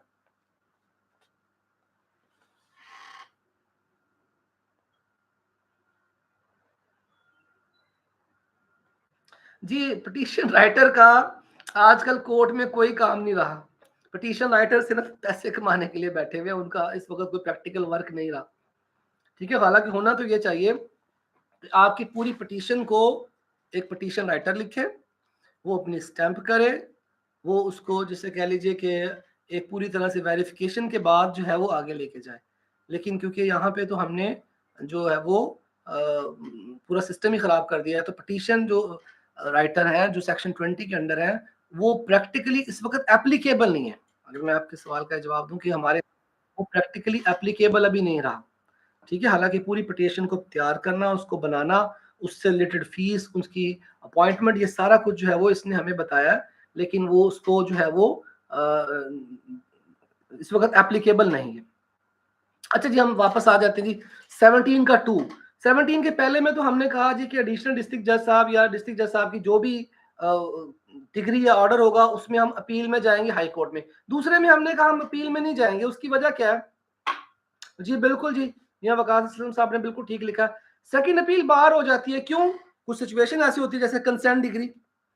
अब कंसेंट डिग्री में अगर देखा जाए तो आपकी हाई कोर्ट में भी अपील नहीं जाएगी, ठीक है, क्योंकि वो डिग्री जो है आपकी वो कंसेंट से, ये इसका सेकंड जो है हमें बता रहा है। तो अब आ जाइए सिविल जजेस के पास से कि सिविल जजेस अगर डिसीजन कर रहे हैं, उनकी से जो डिग्री हो रहा है, जो ऑर्डर हो रहा है, उसकी अपील कहाँ पे जाएगी? जी ठीक है, ये कंसेंट डिग्री लिखा है आपने, ओके। सेकंड अपील बार आ जाएगी 18 पे जी। 17 में सिंपल सी बात थी कि डिस्ट्रिक्ट जज साहब, एडिशनल डिस्ट्रिक्ट जज साहब जो डिग्री ऑर्डर पास कर रहे हैं वो हाई कोर्ट में जाएगा। लेकिन अगर सिचुएशन ऐसी थी कि जैसे कंसेंट डिग्री थी तो वो अपील बार हो जाएगी। जी बिल्कुल ठीक कह रहे हैं, वहां उसकी जो सेक्रीफाई कर देता है जी। आगे चलें जी। अब आज अपील फ्रॉम द सिविल जज, ये आपके समझने वाली है, ये आपके क्वेश्चन में आ सकता है जी। सिविल जज के पेपर में ये क्वेश्चन में पूछ सकता है आपसे कि जो अपील है उसका क्या क्राइटेरिया या अपील कैसे होती है, ये आपसे वो पूछ सकता है। इसको सेक्शन 3 के रेफरेंस से अगर देखा जाए तो सेक्शन 18 हमें बताता है अपील फ्रॉम द सिविल जज। जी इसका पहला पार्ट देख लीजिए। Save as aforesaid an appeal from a decree or order of a civil जज shall lie to the high court if the value of the original suit in which the decree or order was made exceed 50 million rupees। अच्छा इसको जरा understand करते हैं जी, बड़ा important है ये। देखिए एक सिविल जज साहब है और ये मोस्टली क्लास 1 के होते हैं, मोस्टली ये सिविल जज क्लास 1 है जो आपने पढ़ा जिसकी अनलिमिटेड पावर होती है, पिक्यूनरी वैल्यू। अगर उन जज साहब ने कोई, अगर जज साहब ने जो कि क्लास 1 के हैं जिनकी जुरिस्डिक्शन जो है वो अनलिमिटेड है, पिक्यूनरी वैल्यू अनलिमिटेड है, उन्होंने कोई डिस्प्यूट रिजॉल्व किया, उन्होंने जो ऑर्डर किया, अब उसकी अपील डिस्ट्रिक्ट जज साहब को नहीं जाएगी, बल्कि उनकी अपील के उसकी अपील के लिए हमें हाई कोर्ट में जाना पड़ेगा। यानी 50 मिलियन से कम की जो थी हमारे पास, जो हमने देखा वो डिस्ट्रिक्ट जज साहब के पास जाएगी, और अगर उससे ऊपर था तो वो अपील हाई कोर्ट में जाएगी, ना कि वो डिस्ट्रिक्ट जज साहब के पास जाएगी। इसको एक दफा रीड कर लेते हैं जी। Any decree or order of a civil judge shall lie to the High Court if the value of the original suit in which the decree or order was passed one exceed 50 million। ठीक है, और अगर उससे कम थी तो फिर district जज पे पास जाती है और फिर हाई कोर्ट में हम सेकंड अपील में जाएंगे। यानी फर्स्ट अपील जो होगी अगर वैल्यू एक्सीड कर जाती है 50 मिलियन से तो फर्स्ट अपील हाई कोर्ट में जाएगी। ठीक है जी, लेकिन अगर उससे कम है तो फिर फर्स्ट अपील जो है वो आपकी डिस्ट्रिक्ट जज साहब के पास जाएगी। जी मैं एक मिनट बता देता हूँ जी, मैं उसकी तरफ दोबारा वापस आता हूँ, पहले जरा अपील वाले को देख लें। मैं सेक्शन 17(2) दोबारा बता देता हूँ जी, एक मिनट जरा इसको हम क्लियर कर लें पहले, फिर उसकी तरफ वापस आ जाएंगे। अपील का अब आपको पता चल गया कि डिस्ट्रिक्ट जज साहब, एडिशनल डिस्ट्रिक्ट जज साहब की जो डिग्री ऑर्डर है उसकी अपील जाती है हाई कोर्ट में, सिंपल। सिविल जज साहब की जो अपील है वो तो नॉर्मली हम लेके जाते हैं डिस्ट्रिक्ट जज साहब के पास, एडिशनल डिस्ट्रिक्ट जज साहब के पास, लेकिन अगर उनकी वैल्यू, पिक्यूनरी वैल्यू जो थी वो 50 मिलियन रुपीज से ज्यादा थी, इससे एक्सीड कर गई, तो अब उनकी जो अपील लाई करेगी वो डिस्ट्रिक्ट जज साहब के पास लाई करेगी, सॉरी हाई कोर्ट के पास लाई करेगी। अब वो डिस्ट्रिक्ट जज के पास नहीं जाएंगे, क्योंकि एक्चुअली अगर देखा जाए ना तो यहाँ पे वो ऐसे ही वर्क कर रहे थे जैसे डिस्ट्रिक्ट जज साहब कर रहे थे। डिस्ट्रिक्ट जज साहब के पास भी तो ओरिजिनल जो उनकी जुरिस्डिक्शन होती है वो अनलिमिटेड होती है। अगर उनकी अनलिमिटेड है तो जब हमने एक सिविल जज को 50 मिलियन की दे दी तो वो भी उसी कैटेगरी में आ गए। अब उनकी जो अपील है वो डिस्ट्रिक्ट जज साहब नहीं सुनेंगे बल्कि वो हाई कोर्ट में जाएगी। जी बस ये मैं 10 से 20 मिनट में खत्म कर रहा हूँ लेक्चर। मैं चाह रहा हूँ कि आज इसको हम खत्म कर दें ताकि ये फिर इसका मैं वीकेंड पे आप लोगों से इसका टेस्ट ले लूँ। जी आई थिंक इधर तो कोई इशू। अब आपने पूछा था जी, यहाँ पे क्वेश्चन था 17(2)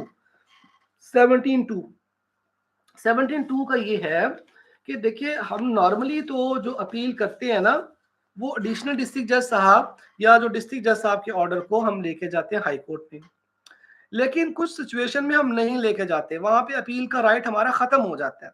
जैसे कंसेंट डिग्री है जो कि म्यूचुअल कंसेंट से हुई दोनों पार्टीज की, अब आप अपील कर ही नहीं सकेंगे उसमें। ठीक है, आप हाई कोर्ट में अपील नहीं कर सकते, नॉर्मली तो हम करते हैं।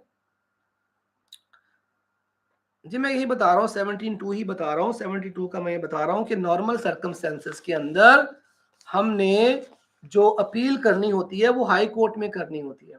लेकिन इसका जो 2 है 17(2) वो ये बताता है कि कुछ सिचुएशन में अपील लाई नहीं करती है, जैसे कि कंसेंट डिग्री में होता है, उसमें तो आपने खुद ही एक डिग्री इशू करवाई है ना, अब वहां पे आप अपील में कैसे जाएं? आपने पहले खुद एक चीज खुद अपनी मर्जी से डिसीजन करवाया दोनों पार्टीज ने, अब आप अपील में जा रहे हैं तो वहां पे अपील लाई नहीं करेगी, हाई कोर्ट में भी लाई नहीं करेगी। आई थिंक जी अब हमारा ये 17, 18 भी हो गया, 19, 20 भी हो गया, 21, 22, 23 तक हमने पढ़ लिया है। कोई किसी को कंफ्यूजन है तो मुझे बताइए। जो स्कीम मैंने समझाई है प्लीज इस स्कीम को फॉलो करिएगा, जिस तरह से मैंने आपको समझाया है, जिस तरह से सेक्शन मैंने कहा कि पहले कौन कौन से सेक्शन करने हैं उनका एक ग्रुप बना लीजिएगा, फिर दूसरा ग्रुप, और फिर ये जो तीसरा आज हमने किया था।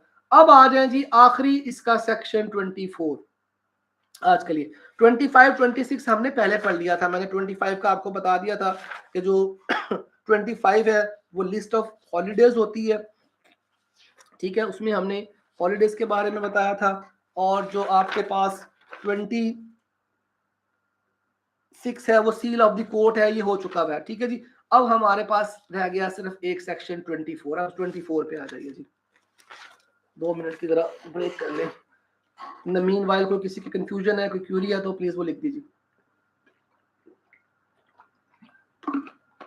और जो लोगों ने ना, ये मैंने देखा है कि मुझे लिंक बार बार शेयर करना पड़ता है, तो ये आप लोग ना, अगर जिन लोगों ने इसको बेल आइकन को क्लिक नहीं किया वो कर लीजिएगा, ताकि जब ऑनलाइन हो तो आपको फौरन पता चल जाए, आपको मैसेज आ जाए। तो फिर हमें बार बार जो है वो लिंक शेयर करना पड़ता है जी। अच्छा जी, सेक्शन 24 जी, सेक्शन 24। सेक्शन 27 जो है वो रूल से रिलेटेड है कि हाई कोर्ट जो है वो टाइम टू टाइम रूल बना सकती है। सेक्शन 27 हमें रूल्स के बारे में बता रहा है।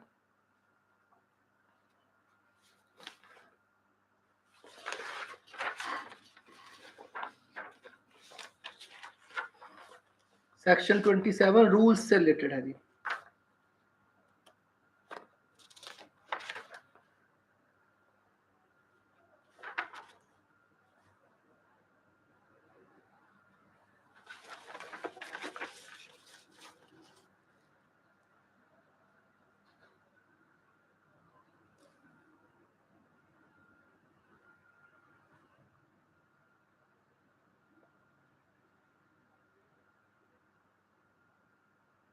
हाँ जी, उसमें ये है सेक्शन 18(2)(3) में, अगर कोई ऐसी सिचुएशन थी जहां पे अपील जो थी वो जानी थी डिस्ट्रिक्ट जज साहब को, लेकिन क्या है कि डिस्ट्रिक्ट जज साहब ने अपनी ये पावर डेलीगेट की हुई थी एडिशनल डिस्ट्रिक्ट जज को, तो फिर वो अपील एडिशनल डिस्ट्रिक्ट जज साहब को जाएगी, फिर डिस्ट्रिक्ट जज साहब के पास नहीं जाएंगे, ठीक है। उसमें उसको ये पावर उन्होंने खुद डेलीगेट की थी, डिस्ट्रिक्ट जज साहब ने उसको अपील को सुनने का, आप ये कह लीजिए कि ये राइट था। या आप सिंपली ये भी कह सकते हैं कि उस टाइम पे एडिशनल डिस्ट्रिक्ट जज साहब जो थे वो अगर डिस्ट्रिक्ट जज साहब के बिहाफ पे काम कर रहे थे या उनकी तरह से काम कर रहे थे, उनकी प्लेस पे काम कर रहे थे, तो फिर अपील उनके पास जाएगी। ये है जी 18(2)(3) का, ठीक है जी। आगे चलिए जी। अब आ जाए जी इसका सेक्शन 24 जी। 24 को जरा अब यहाँ पे आपने सारी चीजों को अपने माइंड से अब निकाल देना, जो भी हमने पढ़ा अब जरा साइड पे रखिए। अब जरा आ जाए 24 पे जी। 24 क्या कहता है जी? 24 हमें ये बता रहा है कि जो केसेस होंगे ना अगेंस्ट द स्टेट, उसमें सिविल कोर्ट की क्या जुरिस्डिक्शन होगी या वो किस तरह से सिविल कोर्ट्स में जाएंगे, ठीक है जी। यानी सेक्शन 24 हमें सिविल कोर्ट्स की जो जुरिस्डिक्शन है related to the courts against the state, ठीक है। इससे पहले तो हम जो पढ़ रहे थे ना, वो हम पढ़ रहे थे कि सिविल कोर्ट्स की एप्लीकेशन किस तरह से हो रही है, जो हमने पूरा उसका। अब हम देखेंगे कि सिविल कोर्ट्स अगर कोई केस ऐसा आता है कि जिसमें दूसरी पार्टी जो होगी वो आपकी स्टेट होगी, अब स्टेट के अंदर आपकी फेडरल गवर्नमेंट भी होती है और आपकी प्रोविंशियल गवर्नमेंट भी होती है, दोनों आ सकते हैं उसमें, ठीक है। वहां पे क्या होगा जी, ठीक है। अब इसमें जो है ना कुछ थोड़ा बहुत आप अपनी मर्जी से भी चेंज कर सकते हैं। देखिए मैंने तो आपको एक फॉर्मेट बता दिया ना, बाकी है कि आप लोगों को जिस तरह से याद करने में आसानी रहती है आप उस तरह से बना लीजिएगा। एक मैंने आपको बता दिया कि जी इस तरह से आप इसे याद कर सकते हैं, लेकिन अगर आप इसको कोई अपनी स्कीम के मुताबिक बनाना चाहते हैं तो कोई उसके ऊपर कोई ऑब्लिगेशन नहीं है, वो आप कर सकते हैं जैसे आपके लेजी लगे। सेक्शन 24 में है जी, 24 की पहले रीडिंग कर लेते हैं। Civil courts having unlimited jurisdiction regarding value to try suits against the state and its servants in their official capacity। Civil court जो होती हैं जी इनकी अनलिमिटेड जुरिस्डिक्शन होती है। अब सबसे पहले तो यहाँ पे देख लीजिए कि सिविल कोर्ट के वर्ड को समझिए कि यहाँ पे सिविल कोर्ट किसको कह रहा है। वो याद कीजिए हमने पढ़ा था कि जी 3 तरह की सिविल कोर्ट्स होंगी, सेक्शन 3 ने हमें बताया था। सबसे पहले the court of the district जज। क्या लिख रहे हैं आप? दोबारा से बोलिए। सेक्शन 18(3) पे चलें, दोबारा वापस आ जाते हैं जी। 18(3) देख के फिर आगे चलते हैं, कोई इशू नहीं, हम देख लेते हैं। हमें पहले सारी चीजों को क्लियर करना है फिर आगे। 18(3) में हमें देखिए उसने बताया है जी, द हाई कोर्ट में by notification direct the appeals lying to the district जज from all or any of the decree or order passed in original suit by the civil judge shall be referred to the such other civil judges as may be mentioned in the notification। अच्छा, सुन लीजिए जी। अच्छा देखिए, some time ना कुछ होता यह है कि एक सिविल जज की जो डिग्री होती है ना, या जो उनका ऑर्डर होता है, उसके अगेंस्ट अपील एक सिविल जज के पास भी जा सकती है। ठीक है, ये इसमें बताया जा रहा है। यानी अगर देखा जाए तो समटाइम ऐसा होता है कि जैसे बड़े पेटी जो किस्म की होते हैं ना, जैसे फाइन वगैरह के, कोई माइनर जो ऐसी चीजें होती हैं, उसकी जो स्मॉल जो क्लेम्स रिलेटेड कह लें, यानी जो बड़े माइनर से होते हैं, उसमें आपकी जो अपील है वो सीनियर सिविल जज के पास भी जा सकती है, या किसी भी ऐसे जज साहब के पास जिसको असाइन किया गया हो। ठीक है, 18(3) में ये कहा जा रहा है कि जरूरी नहीं है कि उस सिविल जज की जो अपील है वो एडिशनल डिस्ट्रिक्ट जज के पास जाए। अगर किसी स्पेशली ऑर्डर के साथ किसी सिविल जज को एम्पावर किया गया है तो फिर उसकी अपील उस सिविल जज के पास जाएगी। लेकिन फिर एक और बड़ी मजे की बात, अब अगर उस सिविल जज साहब के पास चली गई है ना, तो अब उसकी अपील डायरेक्ट जाएगी हाई कोर्ट में, सेकंड अपील। अब उसकी एडिशनल डिस्ट्रिक्ट जज के पास है, डिस्ट्रिक्ट जज के पास अपील नहीं जाएगी। 18(3) को जरा समझ लीजिए, कंफ्यूजन अगर आपको हो रही है। 18 का 3 हमें ये बता रहा है कि अगर एक जो सिविल जज साहब है, उन्होंने एक डिग्री की है, एक ऑर्डर किया, उसकी अपील चली गई किसी एक और सिविल जज के पास, लेकिन याद रखिए कैसे हाई कोर्ट ने उसको कन्फर किया था, हाई कोर्ट ने उसको ये पावर दी थी। अब वो केस जो कि अपील में है, एक सिविल जज साहब सुन रहे हैं। अब सिविल जज साहब उस अपील को डिसाइड कर देते हैं, डिग्री कर देते हैं। अब यहाँ पे अपील डिस्ट्रिक्ट जज के पास नहीं जानी, अब ये हाई कोर्ट में जानी है। ठीक हो गया, क्लियर? ये इसमें बताया गया सेक्शन 3 में। आई थिंक आपको क्लियर हो गया होगा। मैंने कहा ना कि आप एज ए सिविल जज मोस्ट ऑफ द टाइम आपके पास बहुत ज्यादा पावर होती हैं, आपको जो है वो बहुत ज्यादा पावर डेलीगेट की जाती है। दोबारा सुन लीजिए, सेक्शन 18 का 3 मैं ये बता रहा हूँ कि सम टाइम आपकी जो फर्स्ट अपील होती है वो एक सिविल जज ने डिग्री की होती है, वो एक सिविल जज के पास ही जाती है, लेकिन उसको अथोराइज किया जाता है, उस जज साहब को ये पावर डेलीगेट की जाती है कि वो इस अपील सुन सकता है। ठीक है, और मोस्टली माइनर केसेस में होता है। अब अगर वो सिविल जज साहब एक सिविल जज से आई हुई अपील सुन रहे हैं, ठीक है ना, अब उसकी अपील जो सेकंड अपील होगी वो डिस्ट्रिक्ट जज के पास नहीं जाएगी, बल्कि वो हाई कोर्ट में जाएगी। मोस्टली तो डिस्ट्रिक्ट जज के पास जाती है ना, लेकिन यहाँ पे नहीं जाएगी। ये है जी 18(3) के अंदर। आई थिंक क्लियर हो गया होगा। अब आगे चलिए 14 इसको खत्म करते हैं जी 5 से 10 मिनट के अंदर। 14 में हम बात करेंगे जी कि civil courts having unlimited jurisdiction regarding value to try suits against the state and its servant. कि जनाब जो यस बिल्कुल जी, फिर कर सकता है, वरना नहीं। डायरेक्टली नहीं वो सुन सकता इस केस को, डायरेक्टली अपील नहीं जाती है उसके पास, या उसको हाई कोर्ट ने किया हो या डिस्ट्रिक्ट जज ने किया हो, यानी उसके पास ये अथॉरिटी थी कि वो माइनर जो चीजें थी इनका वो केस सुन सकते थे इनसे रिलेवेंट वो चीजें सुन सकते थे, अदरवाइज नहीं। अच्छा, अब आगे चले जी 24 पे आइए जी। 24 में हमने कहा जी कि सिविल कोर्ट की अनलिमिटेड ज्यूरिसडिक्शन है। अच्छा, अब अनलिमिटेड ज्यूरिसडिक्शन तो हमने कहा है, लेकिन किस सेंस में है? और मैं कहना 3 तरह की कोर्ट्स है, एडिशनल डिस्ट्रिक्ट जज, सबसे पहले डिस्ट्रिक्ट जज, एडिशनल डिस्ट्रिक्ट जज, और लास्ट में हमने कहा था जो आपके सिविल जजेस। ये 3 तरह की कोर्ट्स है। इसका मतलब ये हुआ कि ये जो आपके जो केसेस होंगे गवर्नमेंट के अगेंस्ट, जो कि फेडरल गवर्नमेंट के या जो आपके प्रोविंशियल गवर्नमेंट के, ये इन तीनों कोर्ट्स में जा सकते हैं। एडिशनल डिस्ट्रिक्ट जज साहब की कोर्ट में जा सकते हैं, डिस्ट्रिक्ट जज साहब की कोर्ट में जा सकते हैं, और इवन सिविल जज की कोर्ट में भी जा सकते हैं। लेकिन सिविल जज के लिए एक रिस्ट्रिक्शन रख दी है इन्होंने। सिविल जज के लिए एक रिस्ट्रिक्शन रख दी है कि सिविल जज में सिर्फ वो सिविल जज जिसके पास अनलिमिटेड ज्यूरिसडिक्शन होती है रिगार्डिंग टू द वैल्यू। इसका मतलब सिविल जज क्लास 1। ठीक है, अगर मैं इसको थोड़ा प्रिसाइज कर दूं तो आपको ये पता चल गया कि जी अब अगर जो डिस्प्यूट है गवर्नमेंट का, तो वहां पे अगर उससे रिलेटेड कोई केस होगा तो डिस्ट्रिक्ट जज साहब उसकी ज्यूरिसडिक्शन रखते हैं, एडिशनल डिस्ट्रिक्ट जज साहब उसकी ज्यूरिसडिक्शन रखते हैं, और एक सिविल जज क्लास 1, ठीक है। क्लास 2 और क्लास 3 के जजेस जो है वो इन केसेस को नहीं सुन सकेंगे। पहला पॉइंट तो ये आपने ध्यान में रखना। यस, बिल्कुल मिस इकरा ने लिखा है इन पेटी मैटर्स में। यस बिल्कुल ठीक है मिस इकरा, आपने वो जो हम सिविल जज की पहले बात कर रहे थे ना 18(3) का, थैंक यू मिस इकरा।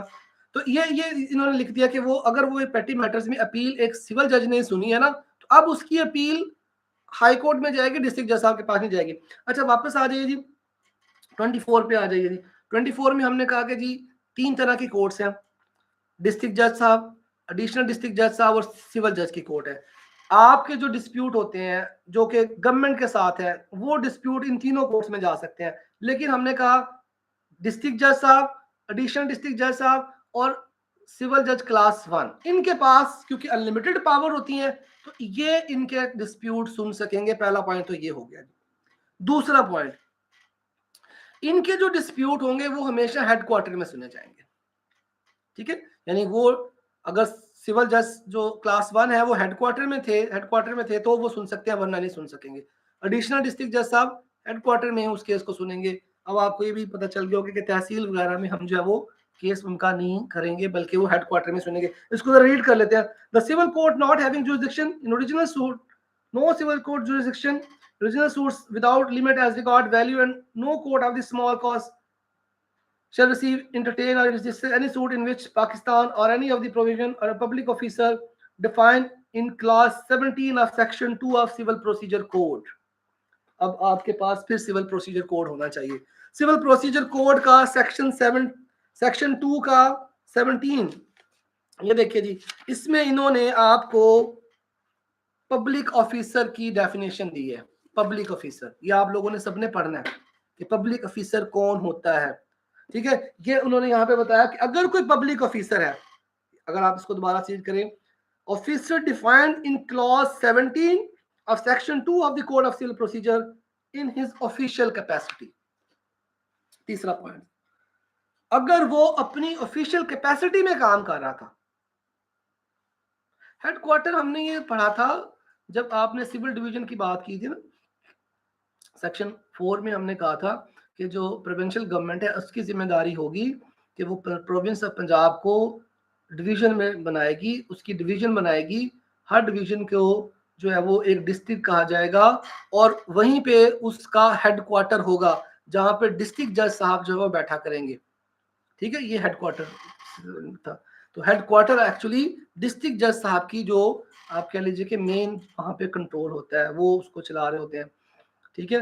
और अगर हेडक्वार्टर लाइक लाहौर में है, आप कसूर में हेडक्वार्टर फर्ज करें नहीं है, तो वहां पे केस फाइल नहीं कर सकेंगे, आपको हेडक्वार्टर में जाना पड़ेगा।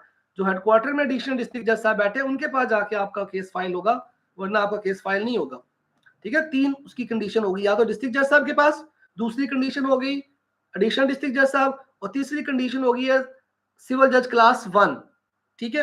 और दूसरी कंडीशन की हेडक्वार्टर में होगा। अगर वो सिविल जज सब कहीं और जगह पे बैठे हैं, तहसील में बैठे हैं, तो वहां पे वो नहीं होगा, हेडक्वार्टर में जहां पे वो बैठते हैं वहां पे उनका केस जो है वो सुना जाएगा। अच्छा अब जरा देखिए, और फिर उन्होंने कहा कि पब्लिक ऑफिसर को डिफाइन कर रहा है जी सेक्शन 2 सीपीसी का, और उसकी आगे सब क्लास 17 है, उसने हमें पब्लिक ऑफिसर का बताया। ये आप इसको रीड कर लीजिएगा, इसमें काफी कैटेगरीज दी हैं।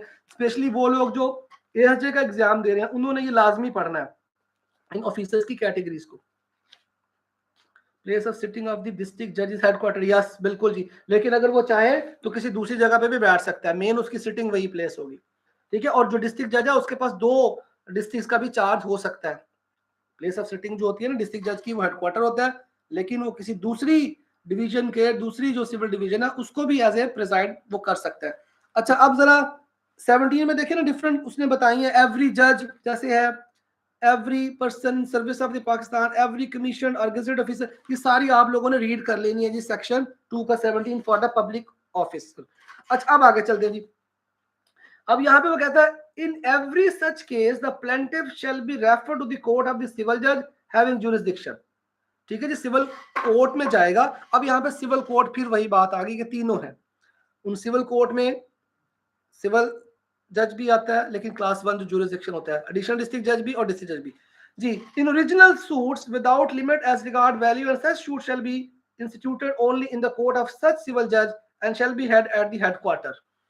ठीक है, वो केस सिर्फ उस जज साहब के पास जाएगा जिसकी ये जुरिस्डिक्शन थी। यानी कि अगर इसको सिंपल कर लेना, हम इसको सारी कंफ्यूजन को खत्म करें, इतना मुश्किल लिखा हुआ है, एडिशनल डिस्ट्रिक्ट जज साहब, एडिशनल डिस्ट्रिक्ट जज और सिविल जज क्लास 1 के पास जाएगा। सिंपल ये बात यहाँ पे कर ले बस। और वो जो सिविल जज क्लास 1 है वो हेडक्वार्टर में बैठते हैं, ये बात याद रखनी है। वो एडिशनल डिस्ट्रिक्ट जज साहब हेडक्वार्टर में बैठते हैं, वहां पे उनके पास ये केस जाएगा, वरना ये केस आप नहीं फाइल करेंगे। इसके बाद आगे देखिए जी, तीसरा इसका पॉइंट थी, nothing in this section shall be deem to apply to a suit relating to the affair of the government, railway or any suit merely because of public office is the party. ये लिखें जी कि ये जो section है तब apply नहीं होगा अगर वो पब्लिक ऑफिसर जिसके खिलाफ केस था वो उसमें पार्टी है, लेकिन वो अपनी ऑफिशियल कैपेसिटी में पार्टी नहीं है। यानी कि उसके ऊपर जो चार्ज है या जो भी केस है वो उसकी ऑफिशियल कैपेसिटी में नहीं था। अगर उसकी ऑफिशियल कैपेसिटी में नहीं था फिर उसके ऊपर ये सेक्शन अप्लाई नहीं होगा।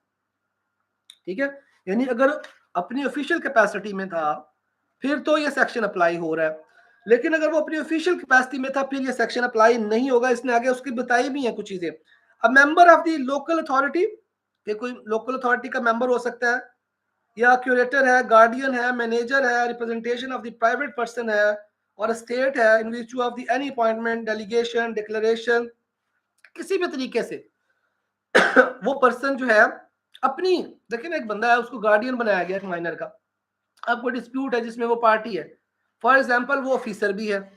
अब वो ऑफिसर तो है लेकिन यहाँ पे उसके ऊपर वो अप्लाई नहीं होगा, वो यहाँ पे वो एज ए गार्डियन आ रहा है, यहाँ पे वो रिप्रेजेंटेटिव ऑफ दैट माइनर आ रहा है। ठीक है, फिर इस सेक्शन के अंदर वो नहीं आएगा। इस सेक्शन के अंदर ये ऑफिसर तब आएंगे जब वो अपने ऑफिशियल कैपेसिटी में काम कर रहे होंगे। अगर वो अपने ऑफिशियल कैपेसिटी में काम नहीं कर रहे हैं तो वो इसके अंदर नहीं आएंगे। जैसे एक जज साहब है, उनका अगर कोई डिस्प्यूट है जो कि उनका प्राइवेट है, जैसे वो किसी गार्डियन है, अब वो यहाँ पे एज ए पब्लिक ऑफिसर नहीं आएंगे। ठीक है जी, सिंपल सी बात है। कोई कंफ्यूजन इधर तक प्लीज कंफर्म कीजिएगा। इसको आखिरी पॉइंट को देख ले, ये जो आखिरी इन्होंने बताया ना कि अगर वो पर्सन अपनी जुडिशियल कैपेसिटी में नहीं था बल्कि एज ए प्राइवेट पर्सन था, उसकी कुछ कैटेगरीज इन्होंने बताई है। एएसजे के स्टूडेंट इसको जरूर पढ़िएगा, एएसजे के स्टूडेंट इसमें से जरूर पढ़िएगा। ये देखें जी, उन्होंने कहा कि ये जो लोग हैं ना, ये वो लोग हैं कि जो इसके अंडर नहीं आते। जैसे ऑर्डर 32 रूल 4, ठीक है, जिसमें हमें माइनर और अनसाउंड माइंड के बारे में बताया गया। अब एक पर्सन है, कोई वो अनसाउंड माइंड पर्सन का गार्डियन है और उसका डिस्प्यूट है।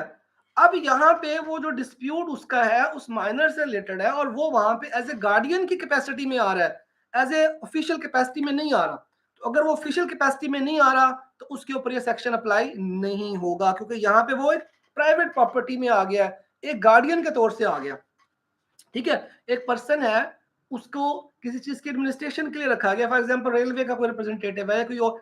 अब उसका जो डिस्प्यूट है, जो इशू है, उसमें वो किसी और वजह से पार्टी है, वो एक प्राइवेट पर्सन के तौर से है, फिर ये अप्लाई नहीं होगा। ये इन्होंने हमें कैटेगरीज बताई हैं, इनको आपने जरूर रीड करना है। वैसे मैंने कहा ऑर्डर 32 रूल 4 सीपीसी का, फिर section 195 of the succession act का, सेक्शन 69 और 71 ऑफ दी एक्ट है, फिर सेक्शन 7, 18 और 42 of the guardian and ward act है। ये इन्होंने हमें बता दिया कि इनके अंदर जो चीजें दी हुई है, अगर कोई पर्सन इनकी कैपेसिटी में आ रहा है तो उसके ऊपर ये अप्लाई नहीं होगा। और लास्ट में उन्होंने बता दिया any provision of any enactment relating the code of the ward, अगर किसी भी तरह से उस पर्सन को कोई और किसी चीज में था, वो कोई रिप्रेजेंटेटिव था, वहां पे ये अप्लाई नहीं होगा। ये अप्लाई सिर्फ तब होगा जब वो पब्लिक ऑफिसर अपनी ऑफिशियल कैपेसिटी में काम कर रहा था। सिंपल सी बात है। ठीक है, अब इसके मैं मेन पॉइंट आपको बता देता हूं, इस सेक्शन के अंदर आपने क्या करना है। पहला पॉइंट तो आपने इसमें यह देखना है कि सेक्शन 24 सिविल कोर्ट्स को, सिर्फ सिविल जज की बात नहीं करनी, सिविल कोर्ट्स को अनलिमिटेड जो है वो जुरिस्डिक्शन है उनकी with regard to the pecuniary value. और मैंने कहा सिविल कोर्ट्स 3 तरह की आपने बतानी है, पहली डिस्ट्रिक्ट जज साहब की, एडिशनल डिस्ट्रिक्ट जज और सिविल जज साहब की। लेकिन आपने यहाँ पे एक चीज बता देनी है कि सिविल जज वो जिनके पास ओरिजिनल ज्यूरिसडिक्शन जो है वो उसकी जो ज्यूरिसडिक्शन है वो 50 मिलियन से ज्यादा होगी, यानी सिविल जज क्लास 1, जिनके पास अनलिमिटेड ज्यूरिसडिक्शन होगी। तो ये पहला पॉइंट हो गया। दूसरा पॉइंट ये है कि ये केसेस हमेशा हेडक्वार्टर में सुने जाएंगे, तहसील में नहीं होंगे। ठीक है, फर्ज कर लें आपके पास कोई ऐसा केस आता है तो आपको पता चल जाता है कि मेरी ज्यूरिसडिक्शन ही नहीं, आप तो क्लास 2 में है, आप एक केस नहीं सुनेंगे, रिटर्न हो जाएगी। फिर आप तहसील में बैठे, आप हेडक्वार्टर में नहीं है, आप सिविल जज क्लास 1 है, फिर भी नहीं आप सुनेंगे केस। आपने कहना कि हेडक्वार्टर में होना, यहाँ पे तो होना ही नहीं है, सिंपल सी बात है। तो ये हेडक्वार्टर वाला आपने याद रखना है, लिमिट का याद रखना है। ठीक है, और अगर वो क्या कहते हैं अपनी ऑफिशियल कैपेसिटी में नहीं है, फिर जो है वहां पे ये सेक्शन भी अप्लाई नहीं होगा।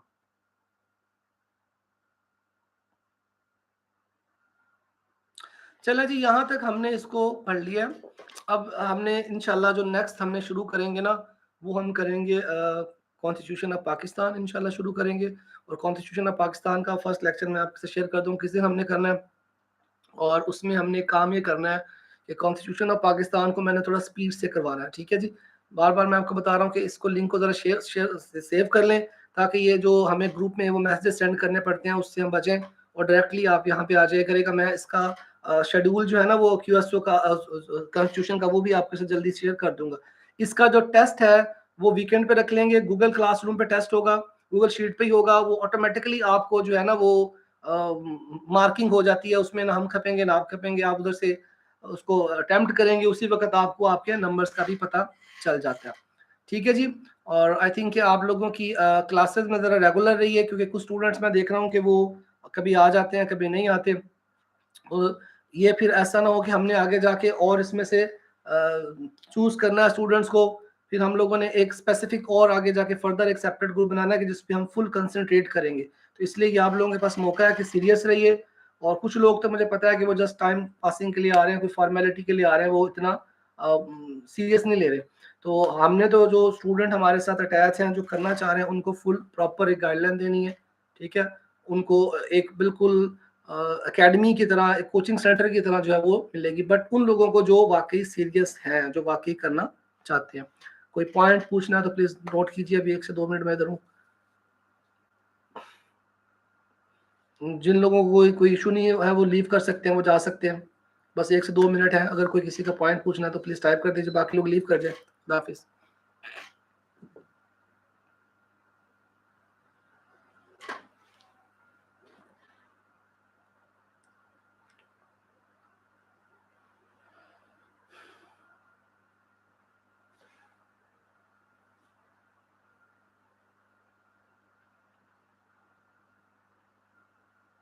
जी MCQs बेस्ड टेस्ट होगा, बिल्कुल जी, MCQs बेस्ड टेस्ट लूंगा जी मैं इंशाल्लाह। MCQs होगा और पूरे पूरे के पूरे इस एक्ट का होगा, पूरे इस ऑर्डिनेंस का होगा।